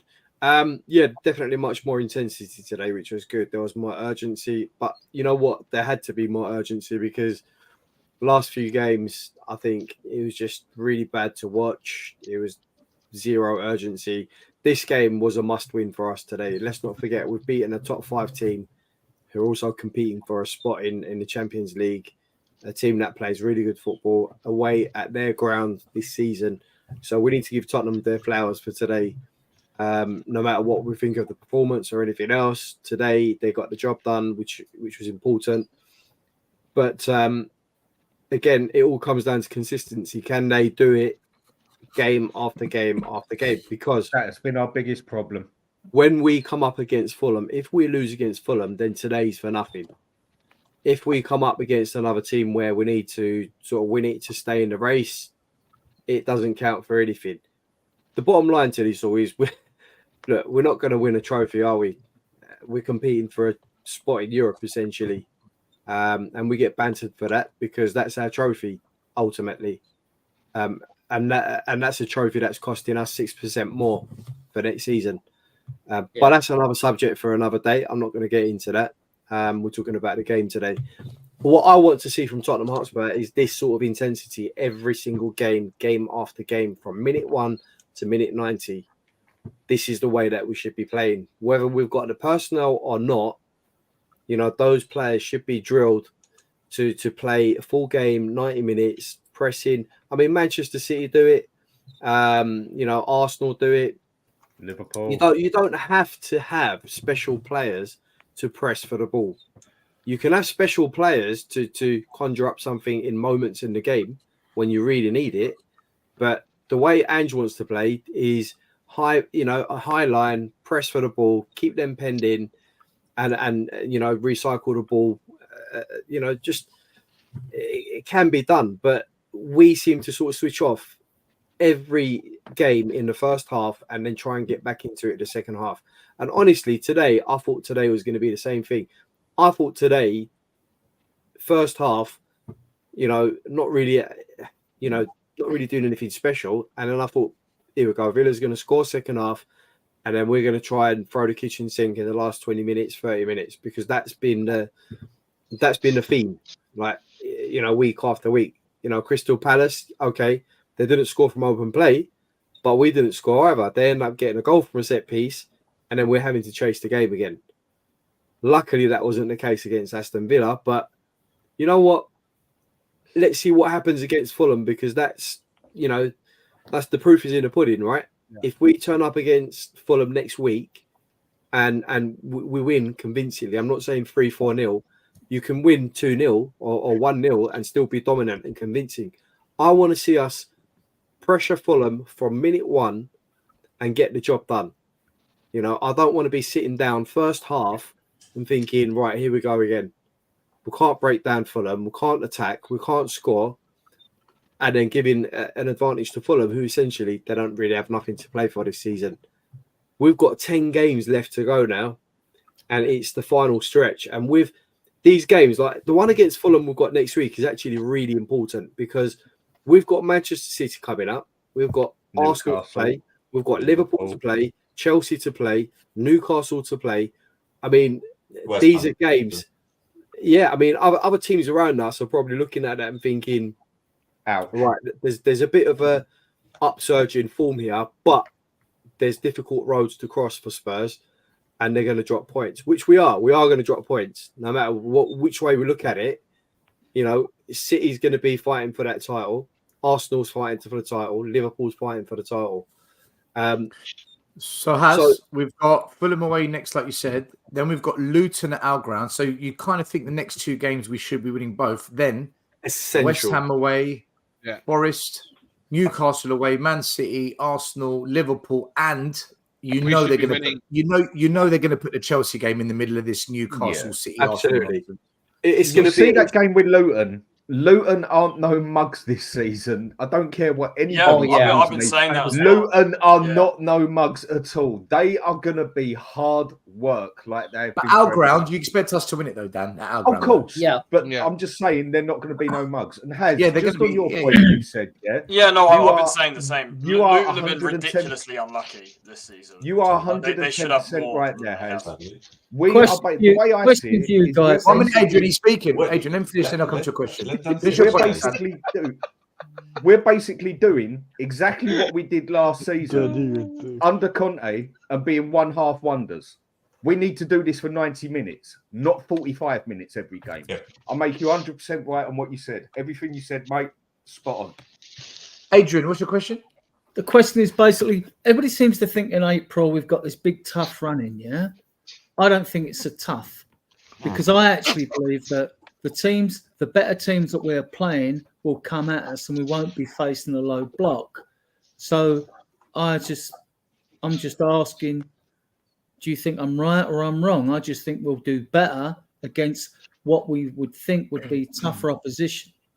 It's better for us because of the way we play, but they're good when they go forward. We saw what Liverpool did to us at our ground before the sendings off. They were all over us. So I think just as much as, yeah, you're right. I totally agree. When teams don't play low block, it's perfect for us. But if they're good at coming at us, like City were in the FA Cup, we've got a problem. I think Luton and Fulham will be difficult because they'll play a low block, but we still beat them. Yeah. I still think we'll beat them. It'll be narrow. It won't be easy. It'll be narrow, but I think we'll beat them. That's what we said about Luton. Hold on, I'll say this about I'll say this about Fulham. They've actually got a really good home record. Like they've beaten, I think Arsenal. Six is the best in the league. Yeah, they've got a good home record, so I don't think that's easy. And I agree with Dan about Luton. I've been saying it, they've been very unlucky a lot this season. So if they had someone who could finish better, I personally thought Luton, when they came in, I laughed and thought they'd be lucky if they walk away with 3 points. For me, in their own way, I think they've been one of the teams of the season for what they haven't got and for what they've actually given. They deserve credit. And like I said, they're no mugs. Yeah. They have taken some of the hard teams and it has really taken some effort to actually beat them. Do you know what, Dan? They have been good. I like Luton. Yeah, they have been good, right? But people keep saying all this thing about, yeah, they're not going to be hard to beat. Now, you know what I'm like, right? I'm very critical when it comes to Spurs. But people, you have to play devil's advocate here and flip that switch because you have to talk about Tottenham in the other respect. Where, what about if we like when we went to Luton last time, right? We could have been 4-0 up in 10, 15 minutes, right? So if that happens again, like what I'm saying is, what if Tottenham take their chances when they get their chances against Luton next match? If we somehow play the same way against them that we did in the first leg, right, at their home ground. So you can always have that what if as well. Like we could now we've got the team back, right? The team is there. Richarlison's not going to be playing up front, thank God. Son's going to be there. So if Son gets those chances that Richarlison had in that game, it would have been 3-0. We've got the same problem with Luton again when we play them that we had with Luton that we've had all season. We have probably got one of the most patchy up fronts in the Premiership. Son, he's a patchy player. He'll have 6 great games and score 6 goals, and then he won't score for 4. Richarlison, yes, he had 9 good games, but he's had 60 crap games. Son's not as patchy as that. He's not as patchy as that. Son is consistent. That's years ago. Maybe not. Son's consistent. Hold on, Dan. Dan's not wrong here. Dan, you're not wrong here. I think what it is, I don't think it's Son is patchy. I think Son really struggles against a low block. I think he's trapped. Yeah. Not always. I don't think that always happens. No, I don't agree with that. Up front, we never... I think often Son does pull up like goals from outside the box as well. He has done it. When's the last time he scored from outside the box? Not this season. He did score one goal this season outside. He did score, I think, twice this season. Our team, we want to tap it. Spurs are the tap-in kings of the league. We want to get it on the goal line before we shoot. Yeah, I made this point on North London Spurs on Thursday, right? We just don't fucking shoot from outside the box. It infuriates me. It's one of the 3 ways to break a low block is shooting from distance, and we don't do it. I don't understand why, especially because we have good long range shooters in the team. Michael, I've hated about Spurs all season. Let me make one more point, and I'll shut up here. Yeah, I'm really getting. This is the one thing about Angie's style and everything that I am really not liking. We take more chances with the passing in front of our own bloody goal than we do up their goal. We'll make a pass in front of the keeper where there's a 50-50 chance we'll go for it. Whereas up front, we won't pass it unless there's an 80% chance that the pass goes through. We take more risks in front of our own bloody goal than theirs. Right, that's been fun on that one. But I said the same last week. I mean, Michael's right. We don't shoot enough, and that's one thing we did today. To be fair, today, you look at the Son debate, right? Hold on, Adrian. Hold on, sorry. The one thing we did today was we were actually clinical. We weren't wasteful in front of goal. Like we got 4 goals. We had, I'd like to see us create more chances, have more shots on goal. I'd like to see us properly pepper teams. But look, I said it earlier. We finally got a convincing win, which is something I've been calling for. I don't think the teams we're beating, we're not beating them convincingly. And today we did that for once. So, Charlie, do you know the stat? Did you know also, to add to what you said, did you know this is the first time since Emery took over at Villa that a team's gone to Villa Park and got a clean sheet? Really? In the league. The first time. Wow. No team has done it there you since go. he took over. So that's a big thing because we all seen how good he's been at Villa Park. Well, I'll tell you another thing, Danny. Danny, That's do you know the why? first time. That's the first time we've beaten Emery. I think we couldn't beat him. We have beaten him We before in the literally league. couldn't beat In the this League guy. Cup. Danny, do you know why that is? I'll Why? tell you what Go on, that Phil. is. This season, name me a game where we've played Porro, Van der Ven, Romero, and Udogie in the back 4 with Vicari in goal that we've lost. Yeah, we haven't. Can I just say that the formation changes Other contributed? than Chelsea, but we went down to 9 men. So They it's won a bit on of the a... Yeah, but we lost that after 2 of our best players went off the pitch. Wolves. That's what I mean. Wolves? That's what I mean. No, but he said started. Wolves? No, I think we lost one more. Beatrix, I meant played a lot of the game, not just started. Wolves? Didn't Oh, we Wolves, have those Yeah, the against Wolves one. The Wolves one. Yeah, but the Wolves game was when No, they no, just no. come back. Porro right? didn't They play. just like- No, Porro Emerson didn't play. Royale played. Emerson Royale Yeah, played. Porro Didn't didn't play. Sorry. Oh, well, yeah, it was Emerson, Yeah, and yeah, Davis. yeah, right. We didn't. Emerson and Ben Davis. And Yeah. Ben Davis. And Emerson and Ben Davis played that game. Yes, that's what I didn't remember. we didn't have fullbacks. A big difference under Ange Ball with the Son debate, right, is the fact that I agree. Son was always streaky. The City and pickup game. Nice, let him finish. City- Guys, let him finish. Oh, Let yeah. him finish. Let him finish. But You're gone. under Ange Ball, right, today Son scored again. That's 14 in 27 games. Adrian, he got 2 assists Let me as finish, well. Danny. He scored 14 in 27 games, whereas normally he would be streaky. Because we play more attack-minded football, Son has been more consistent, and he's played in the middle and been pushed out the left and still got them 14 goals in 27 games. I expect him to get 20 goals this season and beat the 17 when he shared the golden boot with Salah. That's all I've got to say, which shows that if you play a different style of football, he's a best finisher and he will get more goals. That's all. Do you know what, to add to Adrian, right? The debate, what Dan was saying about Son being patchy. The thing is that what people keep forgetting is, like, just watch what Son did today, right? He got 2 assists and he scored a goal, right? I mean, that finish. One of his assists came from the left side, right? As if he was playing as a winger, right? He drove into the box, cut the ball back, and Werner scored the goal. And some of the other times, what you'd see is he'd pop up on the right-hand side. He'd be whipping balls into the box. I saw him do that twice today, right? What people keep forgetting is at this system, Son has got like a kind of free roam to do what he wants up front, right? His main position, you're always going to see him to play in behind, right? That's where he's most dangerous.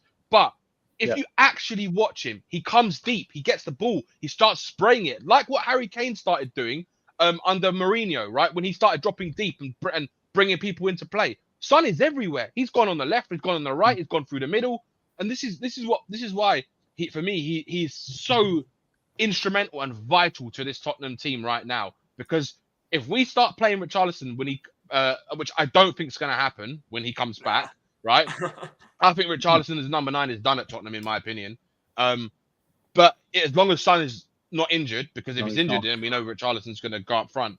But it's just the other things that Son offers for this team and that forward line is so much more fluidity and cohesion between the front line when Son plays. Because of what, and also, if you just watch the link-up play between Maddison and Son, and then you watch the difference between Maddison and Richarlison, it's like night and day. It's like night and day completely. One other point, Michael, class as well, finds right? Class finds class.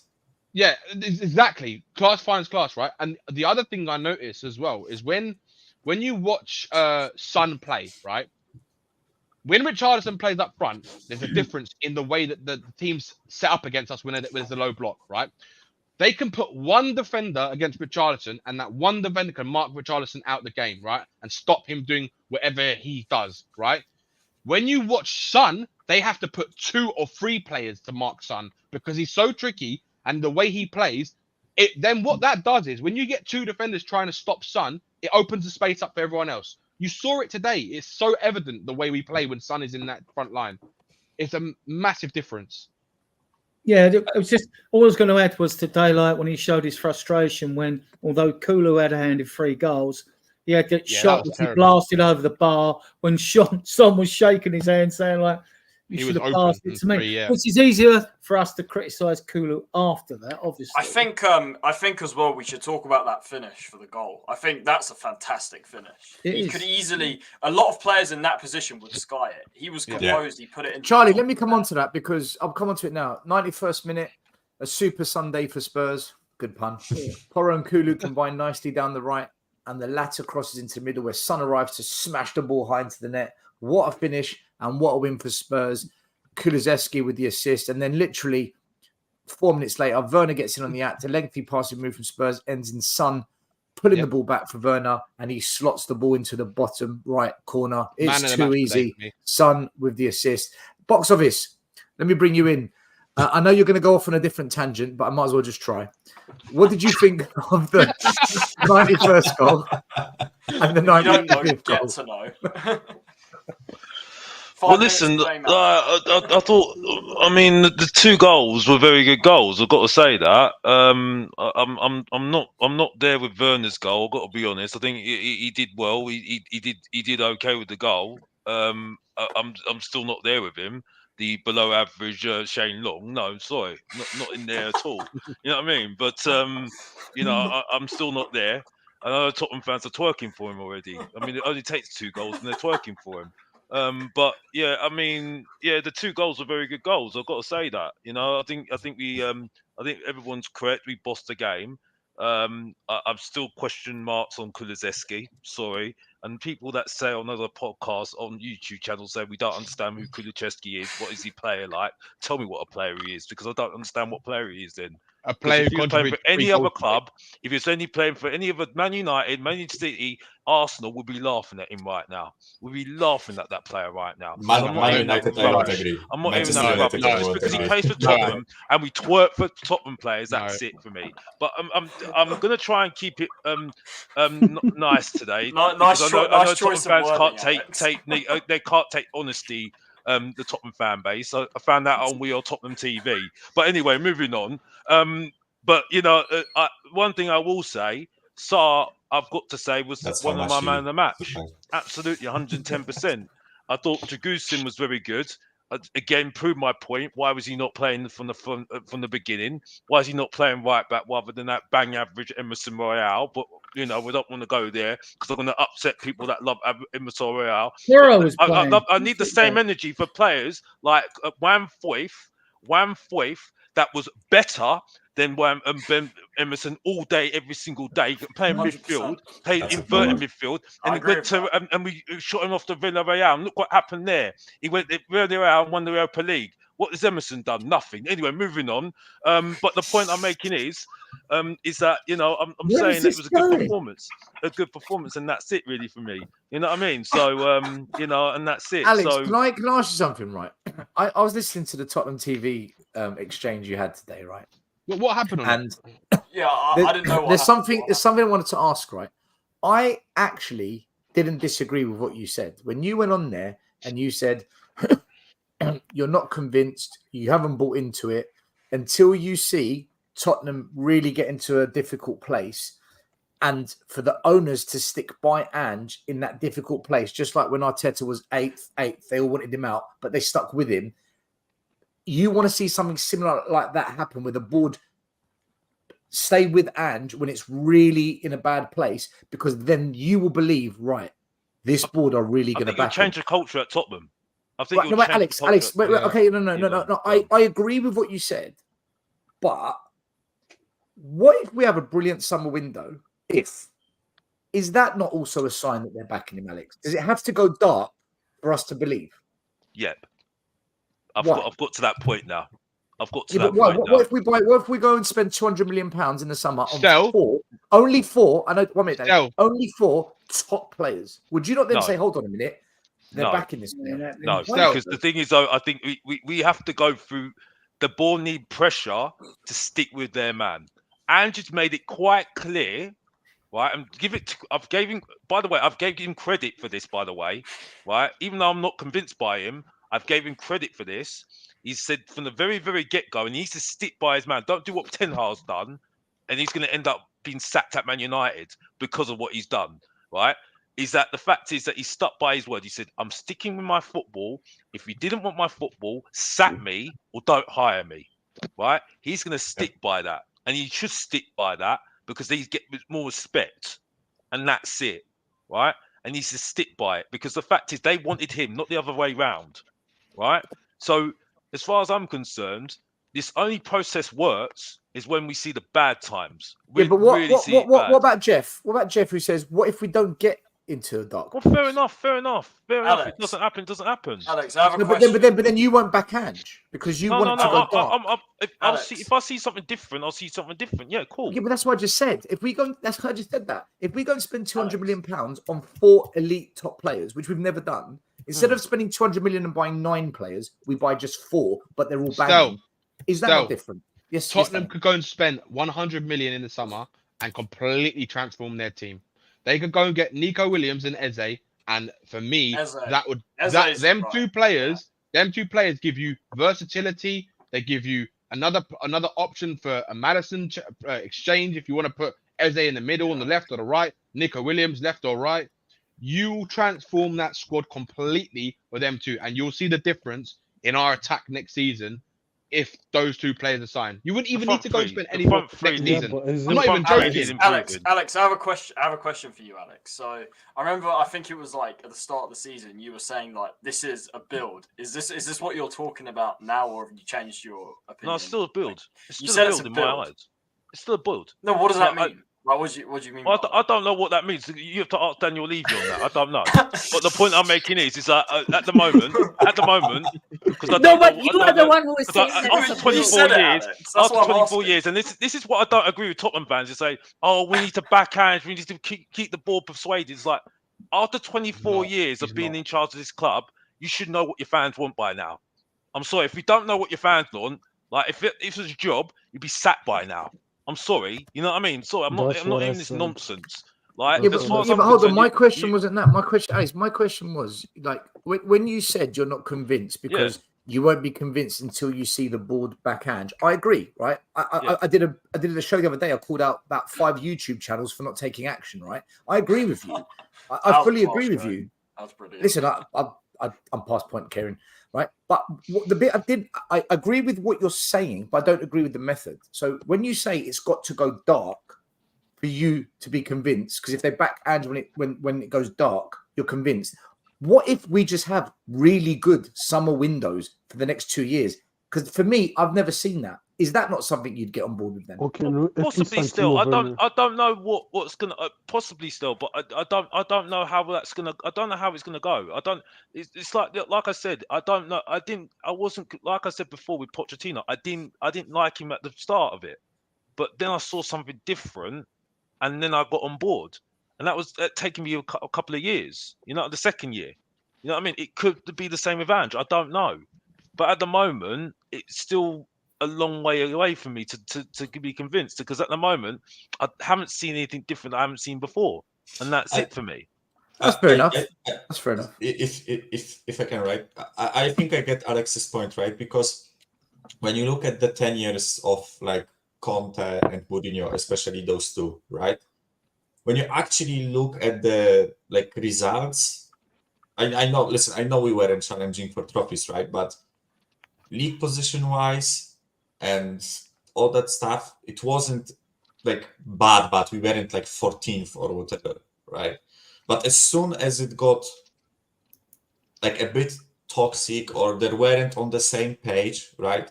As soon as this happened, as soon as Conte and Mourinho started mouthing off in the press, they fucked them off immediately, right? Just no second thoughts, you know. When they hired them, it's we are bringing in winner managers, you know, we will build, we will win trophies, etc. Right? As soon as they weren't on the same page, they fucked them off, right? So I think that's Alex's point, right? That it's either like, as you said, Stel, there is a possibility that it all goes well, right? And we don't get to that part when they aren't on the same page and they are challenged, right? The board. But let's be honest, there is a really high chance of Ange like maybe criticizing a club, right? Or saying that he didn't get players, right? And I think Alex is waiting for the moment to see what happens if that particular thing happens, right? If the board fuck him off without a second thought, right? That's the like that's yeah. But Michael, what I'm saying is I get Michael. I get what you're fact. saying, but my point is, you guys are painting. You want to see what happens when things get dark and toxic, right? I'm saying, what if it doesn't get dark and toxic, and we actually, because we're having really good windows, we're just getting better and better and better. Then bring the fucking trophies in. Yeah, we'll see. We'll see. It might happen like that. I agree. We agree still. We agree still. I'm not saying that. But the thing is, that I need what to you see said on We Are different. Tottenham TV, I think turned people against you. But I got what you were trying to say. Still, I understood what you were trying to say. But still, that's the way it is. That's the way it is. I'm past caring, Bob. I don't care. It's Mr. Box Office. I don't care. The point I'm making is that I stick by. And by the way, like I said, 3 people already know what I say, and they don't agree with me every single time, but they understand where I'm coming from. Kuva, Asthmatic, and Hotspur Hippie, who loves Ange. Right, so if they understand what I'm talking about, I know where I'm going with this. That's the point. But the point I'm making is that I just need time. That's all I've said. But Alex, you've had your 5 minutes of fame. I've said so many times how long it needs to take it, and that's it for me. You know what I mean? And I think Arsenal have given us a blueprint of how to do it. And by the way, I don't even think Ange is going to stick around anyway if he sees tomfoolery anyway. I think if he has an opportunity, he'll just go. You know what I mean? I think he's a man. That's what I've learned. No, I don't think. But Alex, I have a question. Just like go. let's say if you're having like few seasons going on, like we are finishing 4th or 3rd, and that kind of thing, and you don't actually see the dark time, but you are like having those mediocre Champions League finishes. Then what? Then would you rate? I think the fans will start moaning and groaning. I think the fans want to change of manager because that's what we've always done. Our fans are the number 1 fan base at turning against the manager. Number 1. Yeah. True. Alex, with Ange, the only way he leaves this club is if he's sacked or if he decides that Daniel Levy is not backing him. Inshallah, he gets sacked. Oh, fuck off.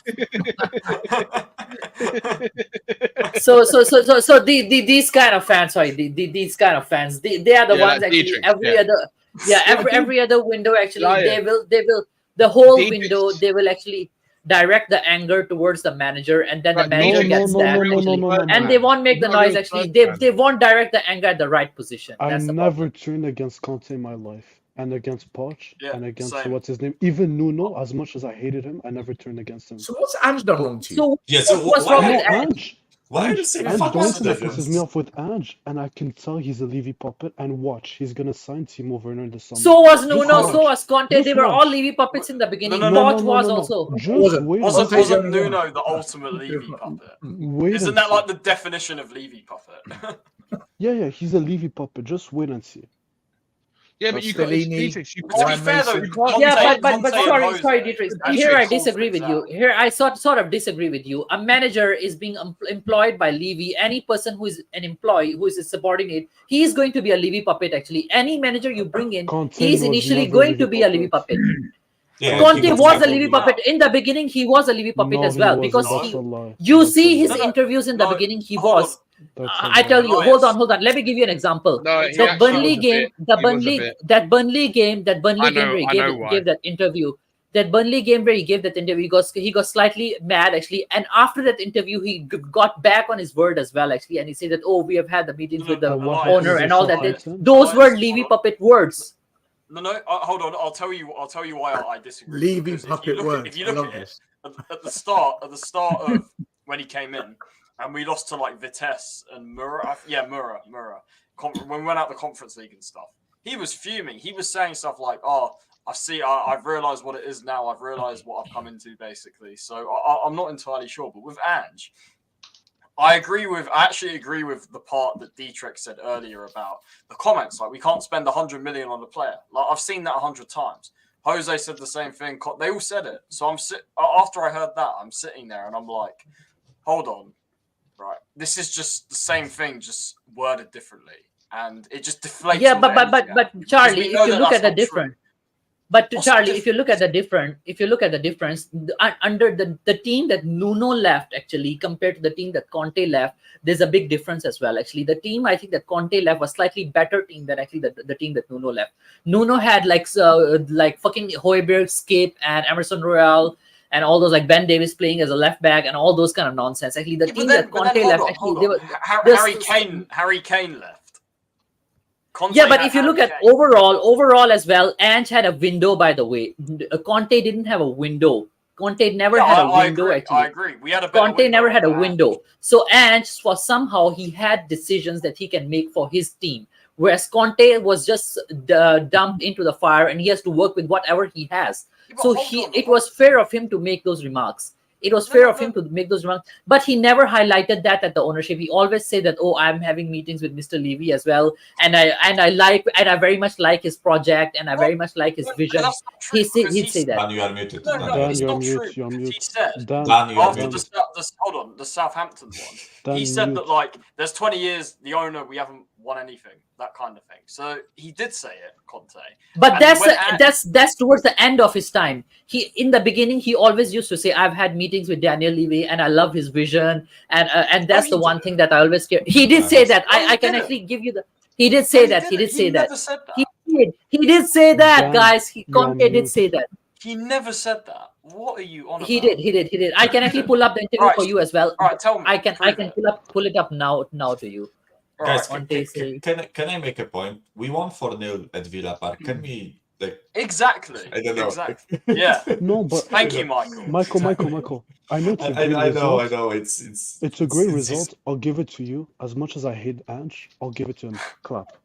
But let's wait and see. Michael. Can he stay consistent? That's my question. Why couldn't you say this when you first came on? No, I have to give a bit of spice. You came on, you trashed the show, you were racist, and you're negative. And now, 2 hours and 16 minutes into the show, I'll give it to Ange. It was good today. But by the way, like, no, but it's one performance. It's one. This season, it might be the best performance this season. Yeah, I think I've made this point once, right? And it's not something I necessarily believe in, but that's like a devil's advocate approach a bit, right? We had Conte and Mourinho who were the proven winners. Who, again, I'm not necessarily believing that just before like anyone goes like hard on me or whatever post, right? But we had the like win now dickhead managers basically, right? Who whenever something didn't go their way, they just kick up the fuss. And listen, it clearly didn't work with Levy, right? So again, devil's advocate points. Maybe we need a manager who is more lenient in those cases, right? Who is more willing to accept what he's given, not necessarily No. Again, just Mourinho got what they were given. So at one point, Ange stated on national TV, "No player enters this club or my team without my saying." So is he in total control, or is he just saying it as a Levy bitch? Because he's put it on his own back now. Yeah, whereas Conte and that, he's saying that as a Levy bitch. There's no way he's in full control. Right. He's saying that as a Levy bitch. So then everyone saying it is basically saying that we've just got another puppet then.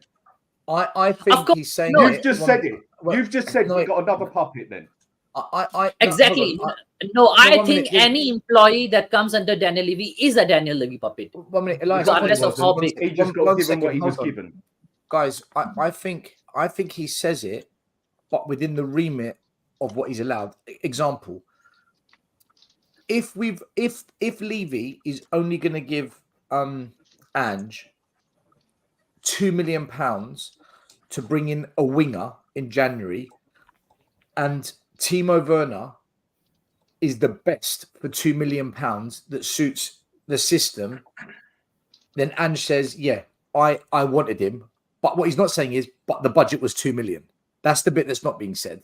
Still, a squat man. So I think the problem here is he's tried to say he's not trying to be like previous manager that talks in cryptic codes and like, what do you mean by that? What do you mean you're not the coach, you're not the manager? What do you mean, Mr. Levy's a funny man? Like all these things the previous managers said. I think what he said is, look, it's on me. I authorize him because I think what Ange's trying to do, and he's doing it really well, doesn't mean it'll be successful. I think he's trying to keep the players happy, the board happy, the fans happy, because he knows if I get you all on board, that's my best chance of being successful here. I need you all on board. So I think that's kind of what I wanted to say, right?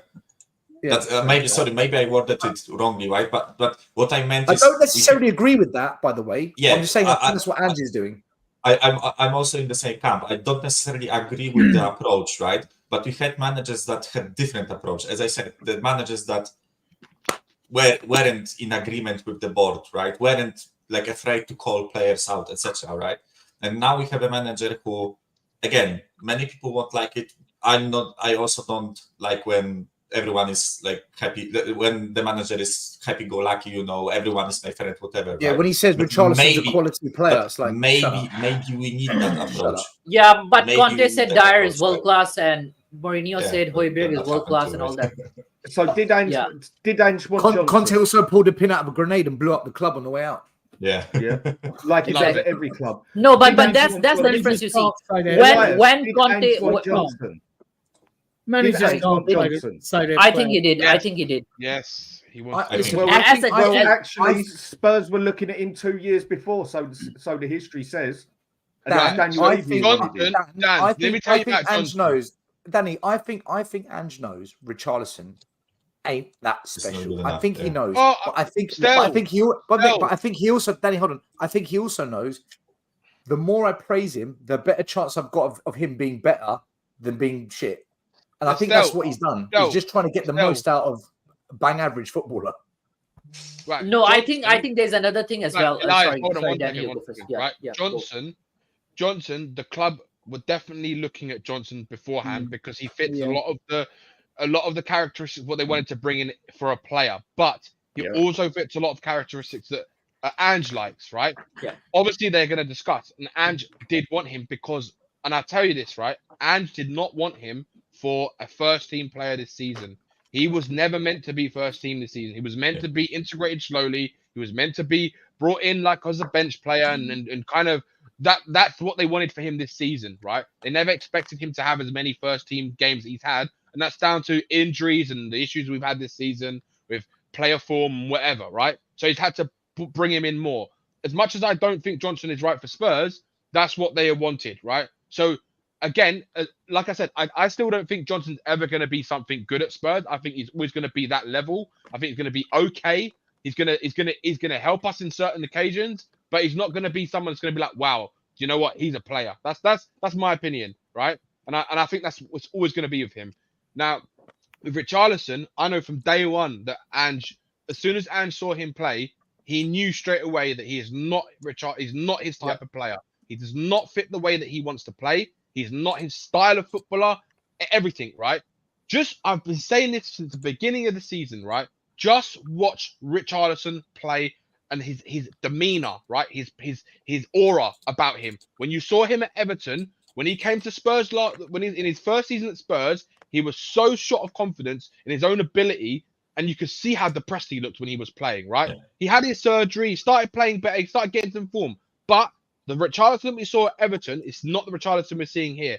Just watch the way he played. He played with like an arrogance when he was at Everton. Like I'm the best player here. I'm the boss, right? That's how he played. Watch how he plays now. He plays now where he's looking over his shoulder, looking at the manager, saying, "Was that all right? Was that all right? Are you sure? Are you sure?" That's the way he's playing. Yeah. Because he knows, right? And I tell you this for a fact. He knows that Ange he's not got the full confidence of Ange. And I think it's vice versa, right? I think he knows it. I think Ange knows it. But like Stel said, he's bang on the money. What we're seeing with the relationship is that Ange is trying to get him as motivated as possible so that he can perform at the level we require him to perform at this season. Because I think going forward, Richarlison will leave this club because I just don't think he's right. Yeah. And again, the debate about people keep saying about, oh, he's good for a backup. No, he's not good for a backup because Richarlison, the reason why he scored the amount of goals he scored, in his best ever season at Everton, he played over 30 games in a season and he scored 13 league goals. 13 over 30 games, right? You have to play at Richarlison every single game for him to even get close to that number, right? It's the same as when he was playing before. In order for him to get, if people think he's going to get 20 goals or 15 goals from the bench, that's never happening. That's ever, never gonna ever, happen. ever. I agree. Right? I agree. So I think, and the reason I'll think tell you what, one more thing, Elias, right? The reason why that won't happen is because Richarlison is a confidence player. He needs to be playing week in, week out. He needs to be getting chance after chance, and he'll take one of those chances maybe in 10, right? Just say, for example, right? I don't know the actual statistic, but just say 1 in 10, right? If he's playing from the bench, how many chances is he going to get from the bench to actually get those 10 chances they would get in a full 90 minutes? Exactly. Right? Exactly. It's not going to happen. Richarlison, he once he goes back to backup, as soon as he comes on and he's not scoring goals when he's got the chance, you're going to see the same Richarlison we saw last season. He's going to look depressed. He's going to be even worse with his touch. It's not going to be cohesion with the front line. I'm telling you this. I will put money on that happening. Danny, I keep on saying it. I keep on hearing this word backup, and it's winding me up now. I just don't even understand why Tottenham fans do not get it. Yeah, I'm getting wound up by hearing that word now, backup. Can you just stop saying backup? This is why we're not going to do it this season, because if we're going to keep on saying backup, we're going to end up with bang average players again. You know what I mean? These players need to compete. Yeah. This is the reason why Basuma and Madison were playing rubbish the last couple of games. Yeah, and no one was competing with them. We kept on having to play them every single week. We're going to have the same problem next season. The same problem. It's the size of our club, though. It's the size of our club. That's the problem. But I don't understand it. It's like it's the same thing. It's like I don't understand it. The problem is why we are not Man City. This is the difference between Man City, Liverpool, and Arsenal. Arsenal, Man City, and Liverpool, even Chelsea, they're ruthless.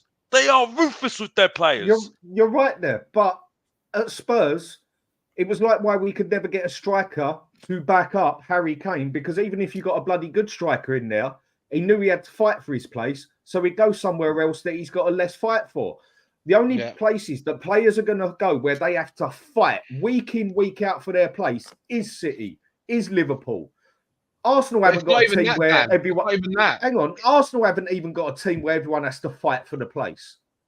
They haven't. They've got a brilliant first 11 and some good subs, but they haven't got a team that has to fight for it. There's only 2 teams that have to do that. Yeah, Arsenal just be other lucky. Players will not come to Spurs to have to work. Yeah, until Spurs. No, hold on. One other thing, just to add to that, what you just said, Dan. The other thing as well is that the difference is, the only type of players that you can get to compete with these players are people in a similar bracket of level of ability, right? So in order to get that level of player, you have to spend more money. And Tottenham are never going to spend that type of money on a rotational player. Never. Well, that's the problem. But that's why we're going to have the same problem next season, because we've got injuries right now. It's going to get worse next season. If people think it's going to be good next season, no injuries this season, with less games, you're mad. I'm sorry. I'm not in this injury crisis. You look at Liverpool right now. That'll be Tottenham next season. Yeah, but we won't have the quality rotational players. Yeah, but they're in title race. I'm not hearing it anymore. I'm sorry. I can't hear it anymore. You know we what I mean? We need 5 or 6 players to compete. And I'm sorry, that front three need improving. I absolutely agree with you, Danny. If we had a better front three, and I'm sorry, Richarlison is not that guy. Richarlison, Werner, Johnson have not got the arrogance. They haven't got the swag to be the guy. You're right. I'm sorry. They haven't got the swag. If they miss a chance tomorrow or next week or the week after, they'll lose confidence. A striker, a good striker, shove their shoulder, says, "So what? So what? Yeah. I'll bang it in next week. I'll beat that man next week. I'll show you next week." That's a star player. That's a swag player. If Tottenham had balls, right? If they actually had some balls and Daniel Levy had ambition, which he doesn't, right? You'd go and sign Ivan Toney, Eze, and Nico Williams. That will give you everything you need up front. You won't need to buy anyone else. Sell Richarlison, Go and bring in Ivan Toney. Your strikers are Tony and Son. Now they're two different type of strikers, and they're exactly what we need for Tottenham right now. And Eze, he can fill 3 different slots. He plays as number 10. He played left on the right, and Nico Williams can also play right and left. They're the players you go and get if you really want to compete and try and get to those levels. They're the players you go and spend the money on. The question is, do those players want to compete at a club like Spurs with that? Well, that's the problem. That's the you problem. go- You have to see. That is the problem. You go and buy an Ivan. I guarantee you, if Tottenham put the money down for those 3 players, would sign all 3 players. Can I be honest with you, Johnny, Danny? I don't know about Ivan Toney. I don't do. like his attitude. I don't Actually, know. actually, my concern, something Danny, about for him, and Arsenal don't even want him now for after that Brentford game. It seems like, and for Yeah, me, his for some attitude reason, ain't his attitude. I don't know. I mean, Yeah, I don't know. he's exactly what Tottenham I need. like that think he attitude, has. but it gets a bit too much. That's the only thing at the moment. But I'll say more on Mr. Box Office TV. You know what I mean? That's Yeah, like I to think your the plug. problem If with you don't the know, problem get to with know. Ivan, Back to anybody, and that's it. I'm done. Ivan, sorry. Back to you, anybody. Yeah. He meant anybody. By anybody, he meant me. Okay, never mind. I won't mind.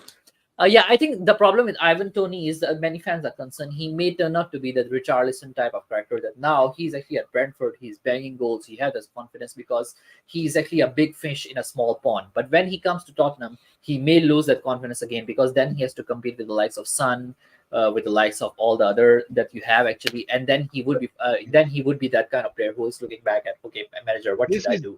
He could turn out to be that kind of player as well. And he has that attitude as well. And one more thing I actually wanted to say, I'm not shouting at anybody, by the way, James. What gives you that impression? Sorry, the chat. I think the other thing that I was going to say about Richarlison was that why I think Ange has to play him right now is the problem also is he has to sort of manage him. He's the kind of character that if he is performing well when in others' absence, like he was banging goals, you suddenly take a player off like him off who has been in that form of a run, he can actually create problems in your dressing room. So he has to sort of like slowly manage him. So I feel that now is a good time that he's injured when actually Son and the middle can actually stamp his authority. And then when Richarlison is even back, I think it would take him a bit of time. So I think that's the perfect opportunity for Ange to like sort of like keep him on the bench still. Guys, I want to wrap it up soon. There is one thing I do want to bring up as well. During the show, there was breaking news. Fabrizio Romano reported Tottenham talent Callum Aloisi set to sign a pro deal at Spurs on Monday, valid until June 2026.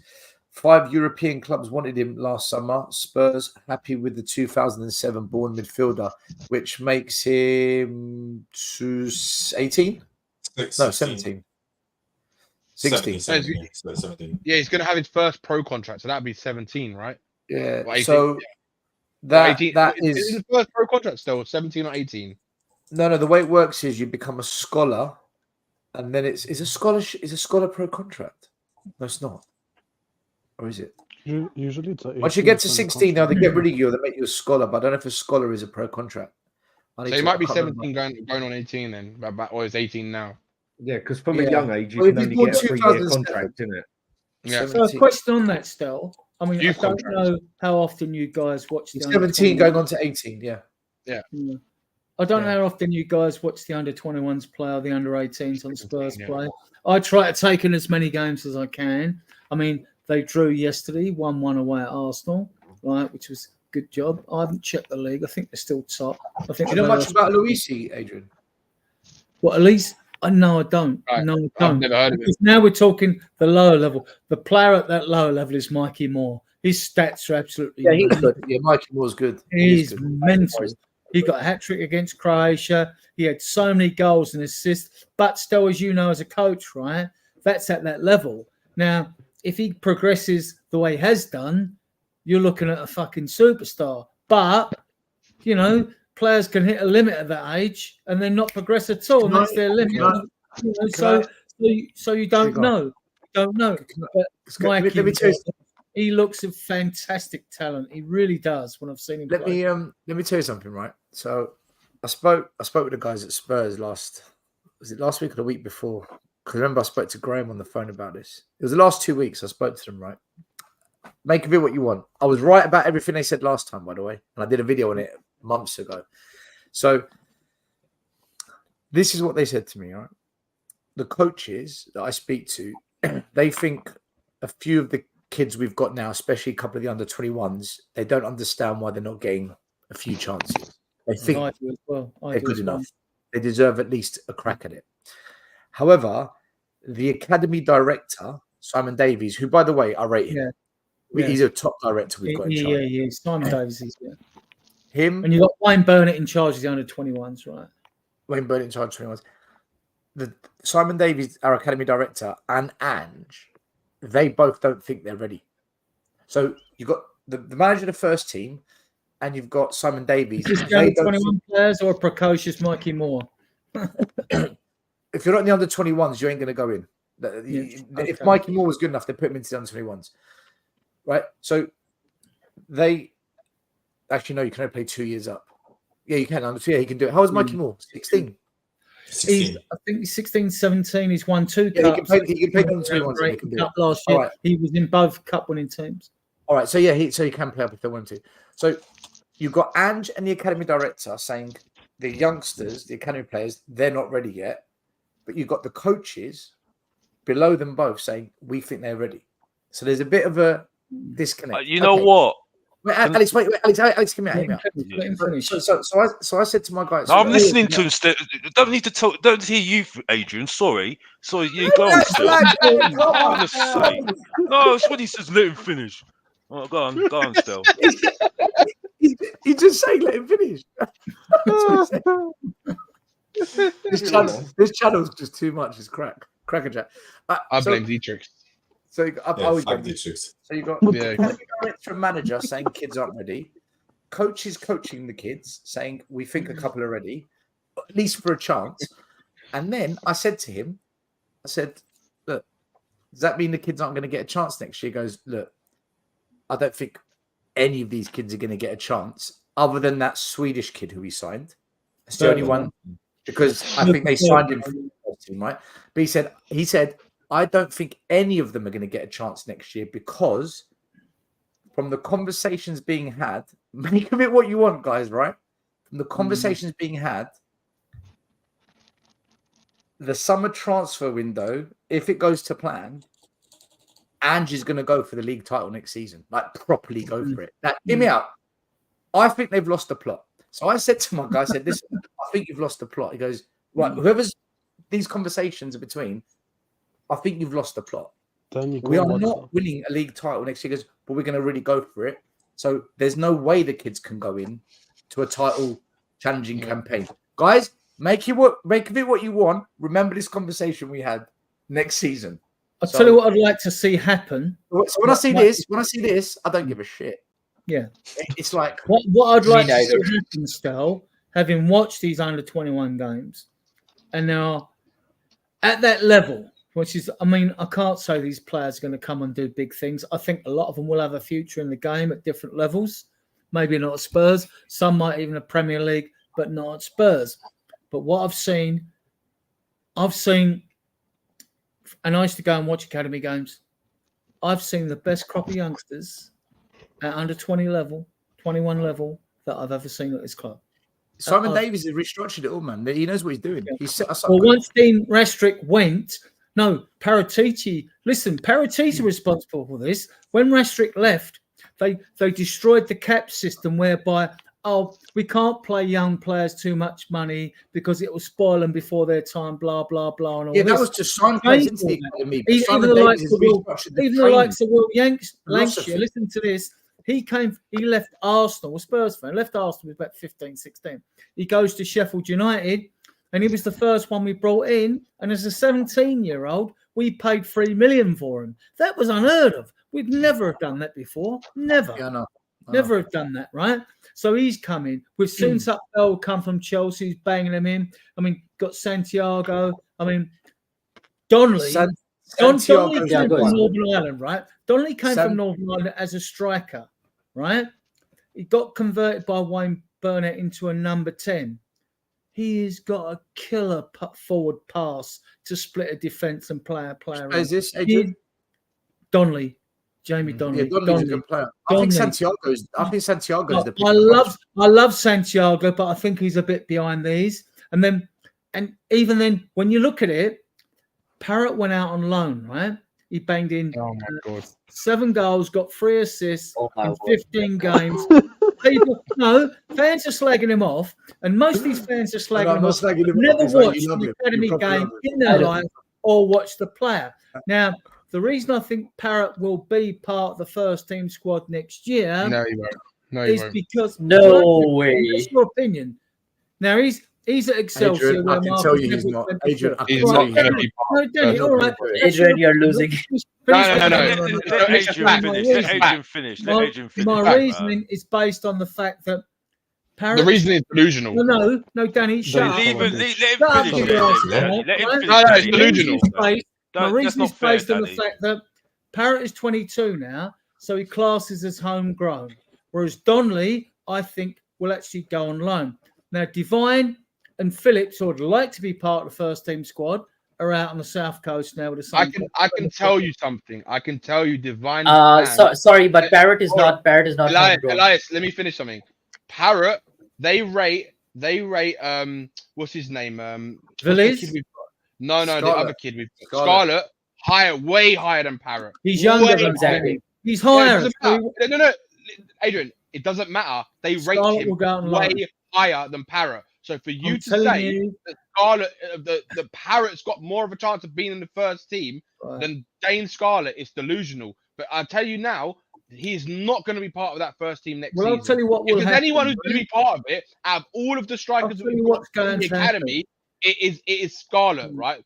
If anyone, it'll be him. Scarlett, still got Villiers, guys. Hold on, let me finish. Let me just finish my points, right? Yeah. Secondly, right, Villiers was not an academy product. He was brought in, right? That's different. He's got even more of a chance than Dane Scarlett, right? So if anyone's going to have the chance out of all the youngsters that are not academy products, it's Villiers, right? That's the next thing, right? Just like Bergvall will be next season for us as well, right? The plan for Divine is for him to come back and be part of the first team next year. That's the one player out of all the ones that are on loan, all the youngsters we're talking about, he's the one player that they've got the ambitions and hopes for to be part of the first team next season. Why do you think they took him on loan from a League One team to put him into the Championship? Why do you think that? It's common sense, right? I know. I'm not an idiot. I'm telling you now, yeah. If there's anyone who's going to get the chance next year, it's Divine. Because he's going to be 21 now, is he? Or 20, something like that? Nowhere near that. No, he's 18. He's 18. He scored against Marine 2-3 years ago. It was 15. He's 19. He's 19. Going on 20, right? 19 going on 20.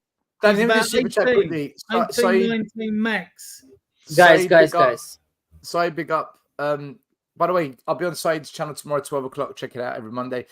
Werner, 4 goals and assists in 5 starts. As a Tottenham fan, you guys are harsh on him. New contract in the summer. I know you're trolling Side. What I'm going to say to you is, when Gareth Southgate's your new manager next season, I'll be super chatting on your channel too, brother. I just want to hear from Adrian. Adrian was trying to finish something. I just want to hear from Adrian, because Adrian was finishing about himself, what he thinks about Parrott and stuff. Yeah, right. I've got my feelings of what I need to say, but I think it's fair to him to finish it off. 15 games, doing well at Excelsior, where Marcus Edwards was, which is now doing well in Portugal. And rumours were we were going to buy him back and all that because he was doing so well.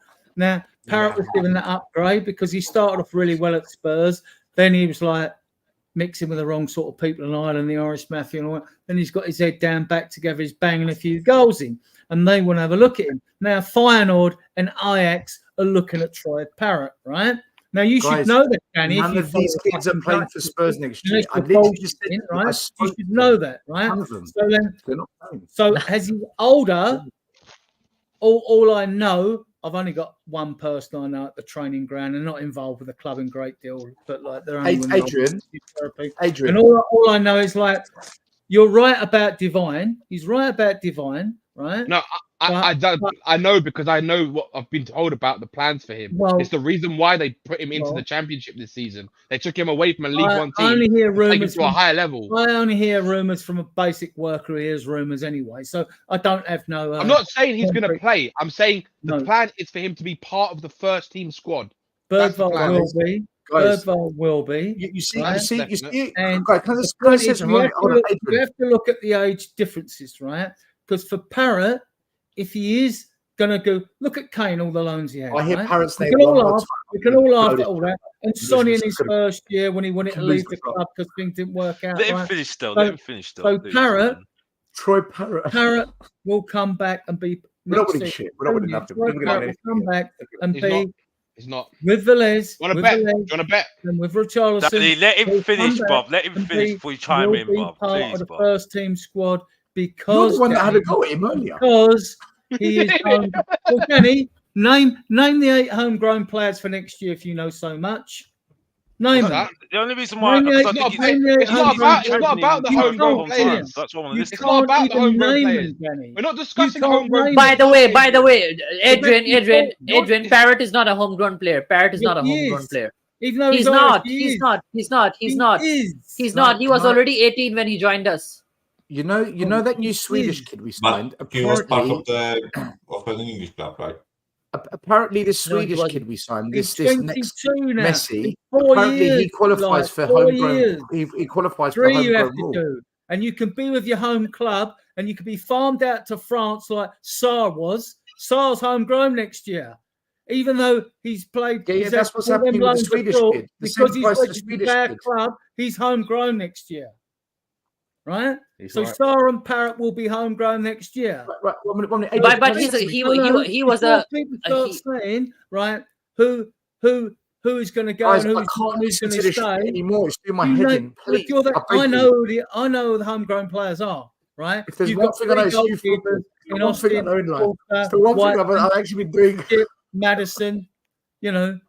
You've got But Davies. still, he believes in it. He believes in it. Adrian, let me tell you something. Adrian, please, thank you. Hear me out. Adrian, hear me out. Players you're getting rid of are homegrown, like Spence, Roden, Tanganga, you know, others. Adrian, 1 minute. Let me just explain something to you. You see our academy, you know, like we're all raving about the under-21s, how good they are. They are the best we've seen at our club in a long time. That's why we're raving about them. It's a bit earlier when Dan and I were talking about Brennan Johnson, and we said, you know what? When you've got an average player that puts in a half-decent performance, we kind of hype it up more because we're not used to that. This is the same with the under-21s. The academy director and Ange don't rate them enough to play them. They don't. But what is going to happen is this. The under-18s, by the time they get to 21, will have had 3 years under this new system that Simon Davies has implemented. Mm-hmm. The current under-21s have only had a year of this. When this is going to come good is in 5 to 10 years' time. The current under-8s, 9s, 10s, 11s, 12s, once they've had 10 years of this, then you will see Spurs produce an elite young player. And a few of them. It will come. Believe me.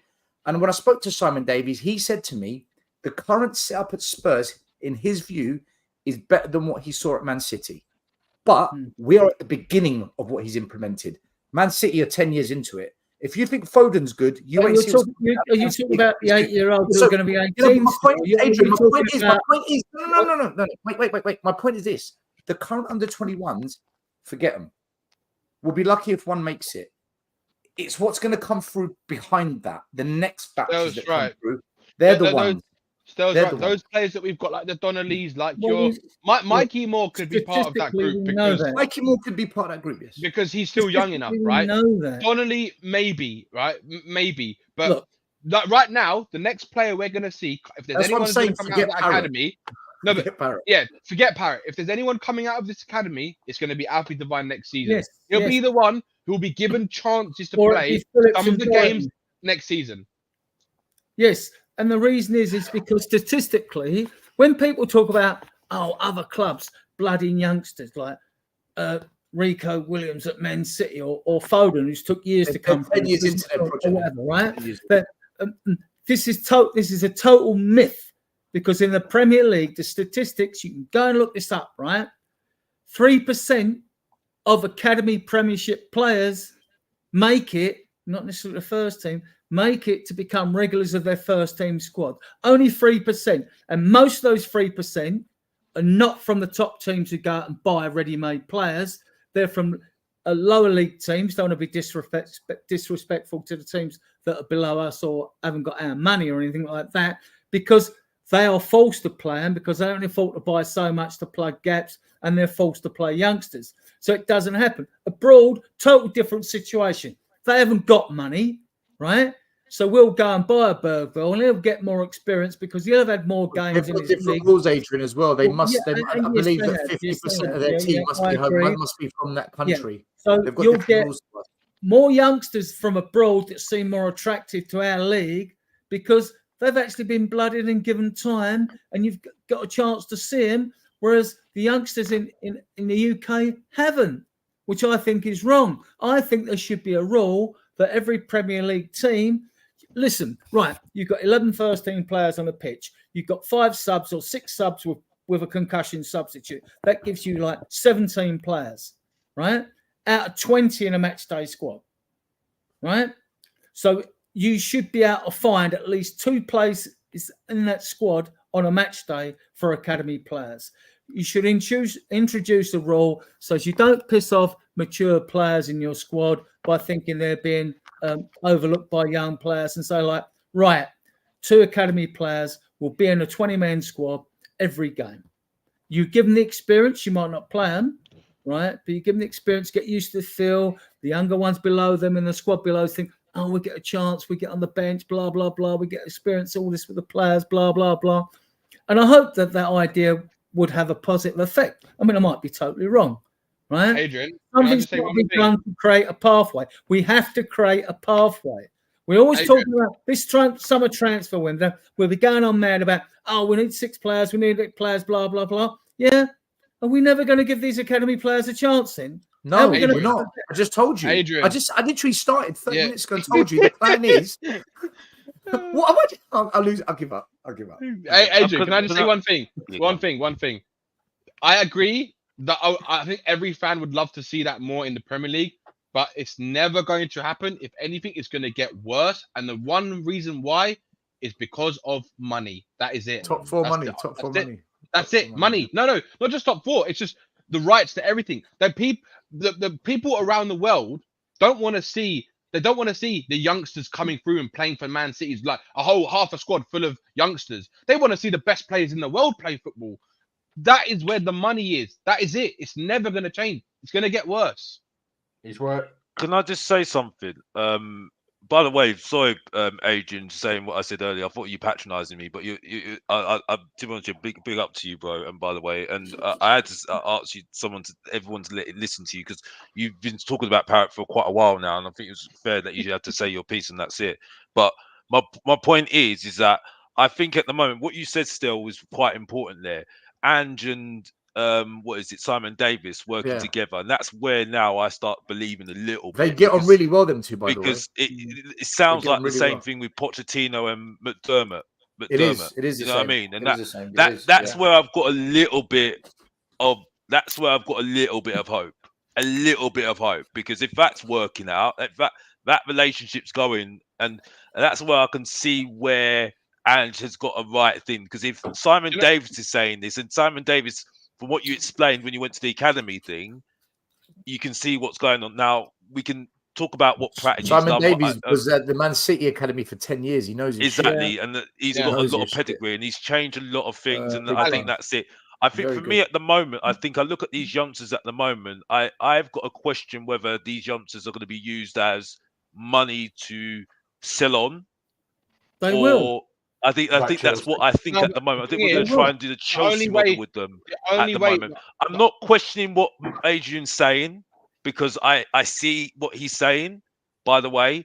And in some, I absolutely agree with what he says, that we need to give him a chance. I think it was an opportunity to do it this season. Yes.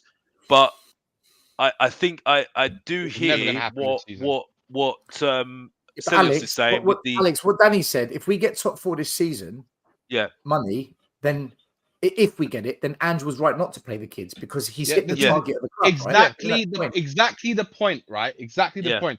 The reason why is because the target was probably the behind the scenes target was try and reach as high as you can. But if you can get top 4, amazing, right? That was probably what it was. It wasn't like right top 4 or that's it. The season's done. Like it's a failure. Because they're not stupid. The board are not that stupid to understand the situation we were in, right? So if they actually achieve top 4 in one season, in his first season, with nearly a whole new team, right, or first 11, it's very, very good. Very, very. It's above the expectation of what they thought he could achieve, right? And this is the thing. Like Stel just said, this is exactly the reason why more youngsters have not played, and it's only going to get harder for those youngsters, right? Because if the ambition starts changing and the club start wanting to give him what he wants to try and challenge for a title, which he's obviously made it evidently clear that he wants a title at Spurs, right? That's what his ultimate ambition is, and that's what he's always going to try and strive for, right? Maybe this season was like the foundation building. That's what he wanted this season for. Next season, if Stel said that all goes to plan, that we've already seen it before. When the summer window closed, they're already talking about. You saw it when they came out with the messages from Spurs and Alistair Gold and all the reporters saying they already know who they want. They already know who they're going to try and target. So so if they go and get those players in that they want, right, then it's going to be even more difficult for those youngsters to break in. And that's why I said you'll see next season, right? If Alfie Devine continues the progress that he's made so far on loan, right, he will be the one that gets that chance. He won't go out on loan again. He'll get that chance to be in the first team, and then it's up to the player. The player has to perform when he's given the chance. If he performs when he's given the chance, like Rico Lewis has at Man City, and the other kid that's came on at Man City recently, those kids, like what's the guy in the Man United team? What's his name? The kid, the really good midfielder. Yeah, Kobe Mainoo. Yeah, like players like that, right? So if when those players come on and take their chances, if players like Devine come in next season and take their chances like they have, then they're going to stay in the team, and it's as simple as that. The whole point of have having to the take the academy chances. is to make money anyway, and to make the academy profit making course, as well. So basically, with the improvement in Spurs academy, we know that all those players not going to make it. Only one or two might make it through. You get one make it for every 5 years, maybe, or something like that. But Champions League clubs and European clubs, they're always looking at our academies with a magnifying glass. They're looking at players that are getting on the cheap, but suddenly when they become good after 2 years, they want like 60 million for them. You know what I mean? When they come good, because the clubs here haven't given them a chance. But they do go on, and the ones that make it, then they've got a great sell-on value. But at the same time, the Spurs Academy will make money. It's pure profit, isn't it, Adrian? It's still. It's going to be even with the kids we got now, it's going to be a profit-making enterprise. It's always been a profit. The academy paid for 25% of the stadium debt deposit. So the most expensive players being bought in recent years from our academy. Players come through here and there and in. Like you say, like Devine is a talent. He is a talent, So like, Michael, I'm going to come around to everyone now as I wrap it up. I think Devine Phillips will end up in the Spurs squad. Guys, I'm going to go around once, let everyone have their final say before I wrap it up. Plug your channels as well. Phil P, Super Chat, big up, Phil. Woo! Well done at Danny the Bun for replacing Mickey van der Ven today. Dragusin Nikolai. I thought I did well today. Do you know what? Can I read something? I've got to read something Phil sent to me earlier. I hope he doesn't get upset. He goes to me, it made me laugh. In other news, Sky Sports are in big trouble with the TV watchdogs. They're considering if Pape Sarr's cross for Maddison was so pornographic, it shouldn't have been on TV. That cross is world class. He's world class cross. Peach of a cross, wasn't it? He could play the right winger for us. I'm telling you, he's got the pace and energy for it. He's got the cross. Michael, have your final say, brother. Speak about whatever you want. If you've joined anyone's channel this week, plug on a 6-year contract. By the way, I'm going to say something about the young player, but please, everybody, don't comment on it. We've had enough talking about young players. I will mute anyone who interrupts you. I'll mute anyone who interrupts. But we have an agreement reached with this Croatian kid, Luka Vuskovic from Hajduk Split, right? and he's loaned to Poland, and I made it a mission to watch him play. Is that the defender, Michael? Yeah, and I know it's a Polish league. I know the level is fucking awful, right? But trust me, the guy is 16 and he's bodying 30-year-old tattooed bald motherfuckers. So yeah, he Luka Vuskovic, the 16-year-old Croatian kid. Yeah. I've been keeping an eye as well. Scored in his 2 last games, both performances man of the match. I'm not saying he's going to make it. I'm not saying watch out, we have a world-class talent, whatever. But I really like what I'm seeing from him. Yeah. And listen, there is, as you said, there is in every fan of a club, there is this small hope that you are going to see a young player come through and be, someone for us, like with Kane, right? Of course. And I really hope this Luka Vuskovic kid can actually do something for us. Yeah, that's it. Yeah, and fuck Matty Cash, by the way. Thanks for coming on the show as always, Michael, man. Give us a bit of balance. Dan, when's the Hotspur Hood next on? And you can finish off saying with whatever you want. But you need to unmute yourself. That's part of the agreement. You need to unmute.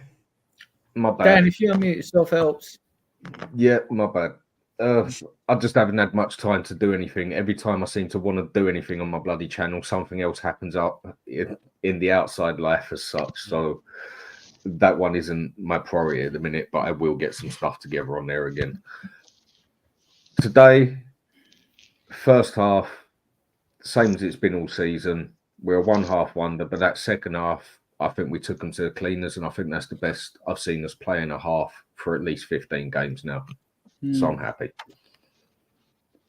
Yeah, when are you next on, mate? Do you know, or you just nothing planned yet?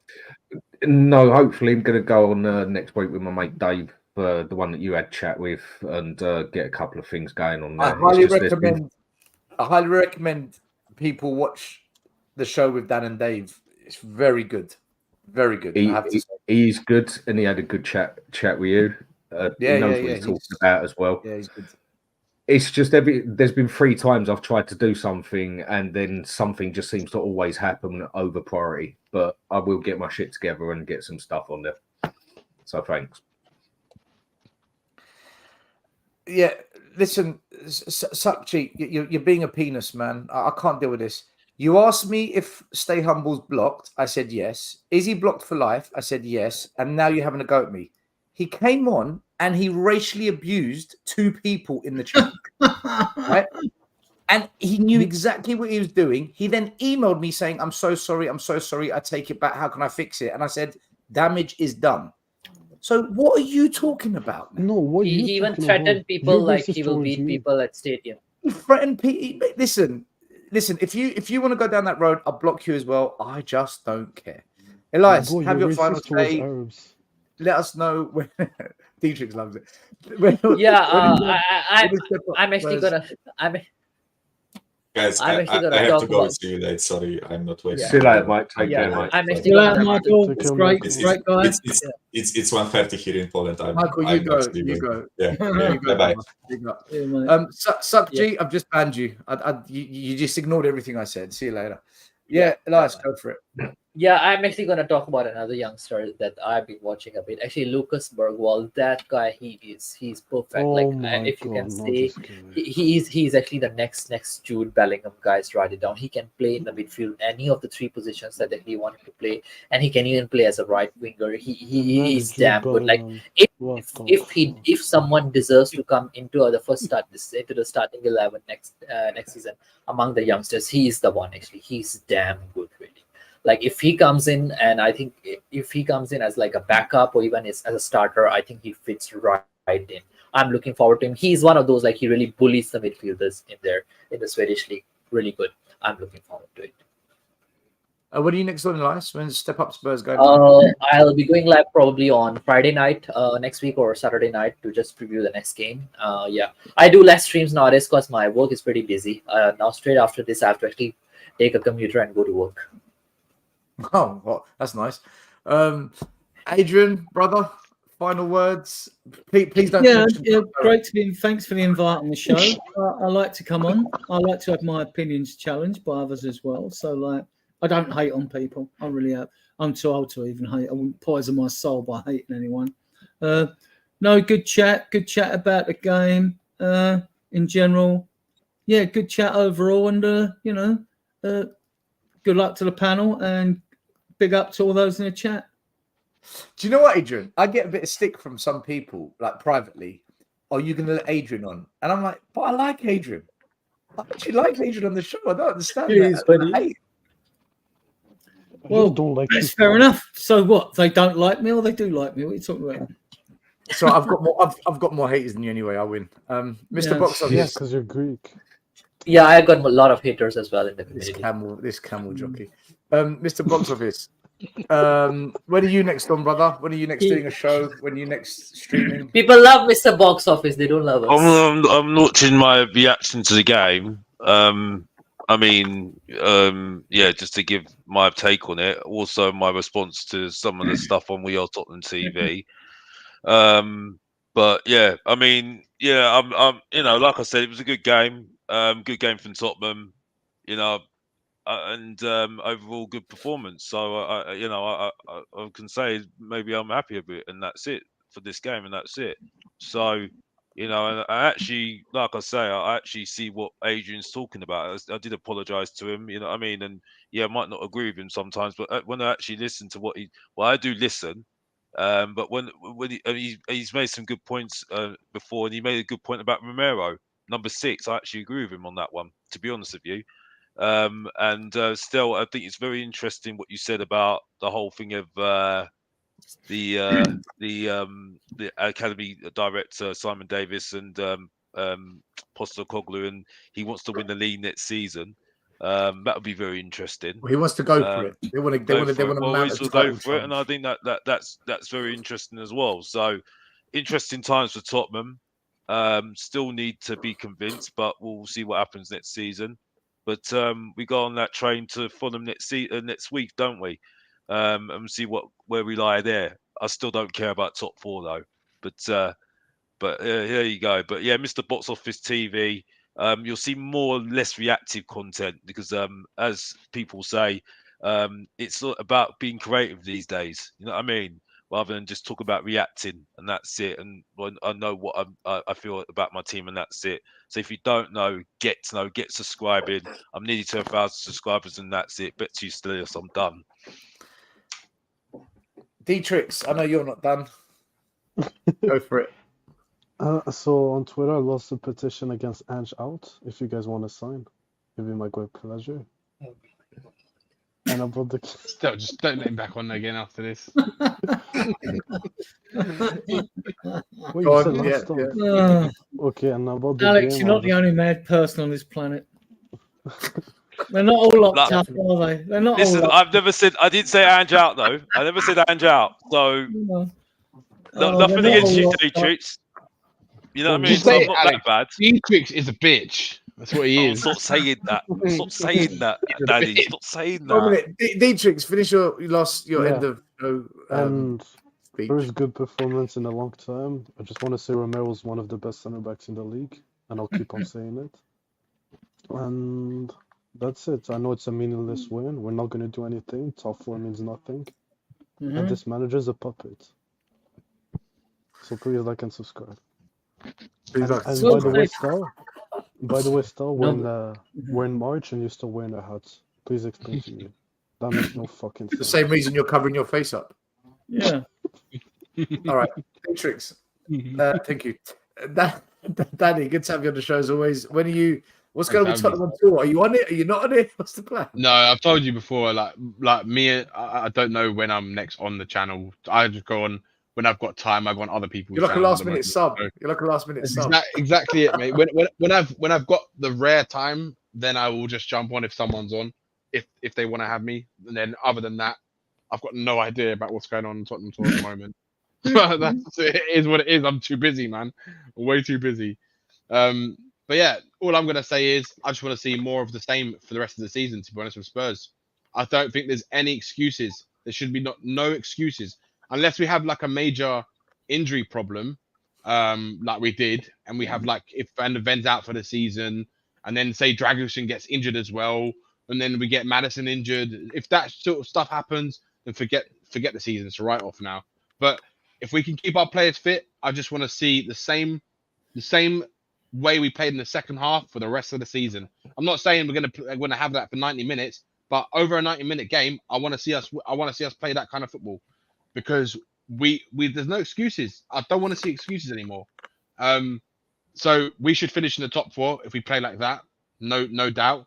We might even and I think what we have to do is just hopefully wait and see what happens in the summer and build from there, and we'll see what happens. But I expect to win against Fulham. I don't care what anyone says. They're tough away. I expect a win. If we want to be the team we want to be, I expect to win. Danny, quick question, Danny. Do you really want to play in the new format of the Champions League next season? Because it looks like shit, to be honest. Yeah, it looks a bit crap. If I'm honest, I don't really like You can't drop into the Europa next season. Yeah, I want Europa League next season. No, I didn't know that. No. I didn't know. Can I just say something? Because we got more league. Can I just say something in the chat, please? Can you stop, back off, and stop having a go at Adrian? It's getting on my nerves now, yeah? Yeah, we might not agree sometimes, but at the same time, have some respect, man. You know what I mean? Like saying that, we don't want Adrian on the show. You can have a go at Mr. Box Office. I'll take it all day. I'll eat that up. Sorry, but who said that? In your face all day long, yeah? I don't really care. Alex, who said that? But leave Adrian alone, because I'm not having it. We've got 13,500 in my group, and I take enough pelters off of them anyway. When I That's post cool, but pre-match and post-match, like I do reports and write-ups and things like that.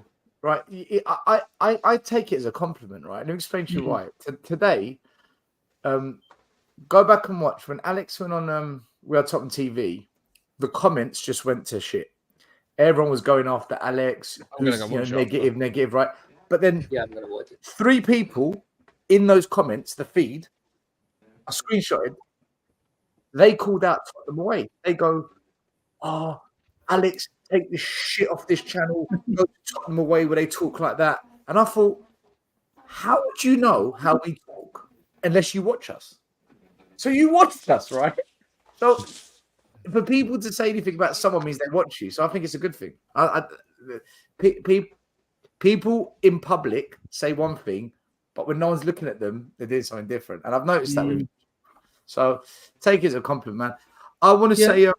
I just want to say something on that. I mean, like, Alex, if you've got support, right, it's because people like your content. I've got like 13,500 in my group.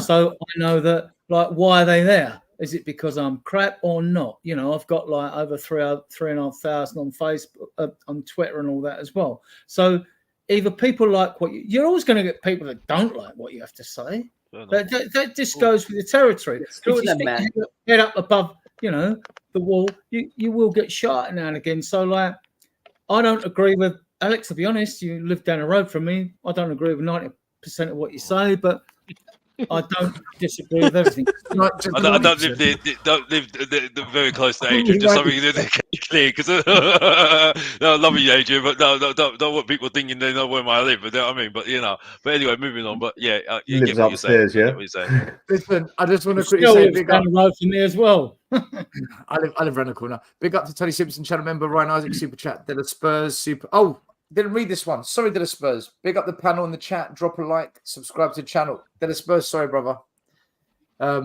Big up to Side TV. Can you even read the super chat? I forgot, man. I'll be honest with you. Sorry. Side TV. I'll be on there tomorrow, 12 o'clock lunchtime. Phil P. Big up as well. Also, if you missed the start of the show, happy Mother's Day. Big up the Spurs ladies into the semi-finals of these Women's FA Cup. Go ladies. Nice. And big up the lads. 4-0 away to Villa. None of us predicted that except for Adrian, 66-1. Yeah. Dan, Elias, Box Office, Danny, and Hass. Make sure you subscribe to all their channels. Step Up Spurs, The Hotspur Hood, Tottenham on Tour, Mr. Box Office TV, and the Spurs Kings. Otherwise, we'll be back tomorrow, 8:30 p.m. Tottenham Way. We've got our Monday night show where Iggy, Masley, Mari, JP. I think Will's back end of March. He's busy with work. I'm not Other invited. than that, are you invited? No, never again. No, Iggy's gonna lose it. Iggy's gonna lose it. Guys, big up. Thank you, everyone. We're out of here. Dietrich is the bitch. Come on, you Spurs. Come on, you Thank Spurs. you, Daniel. The first game we look for, Robbie. Tottenham away. When we got Tottenham away.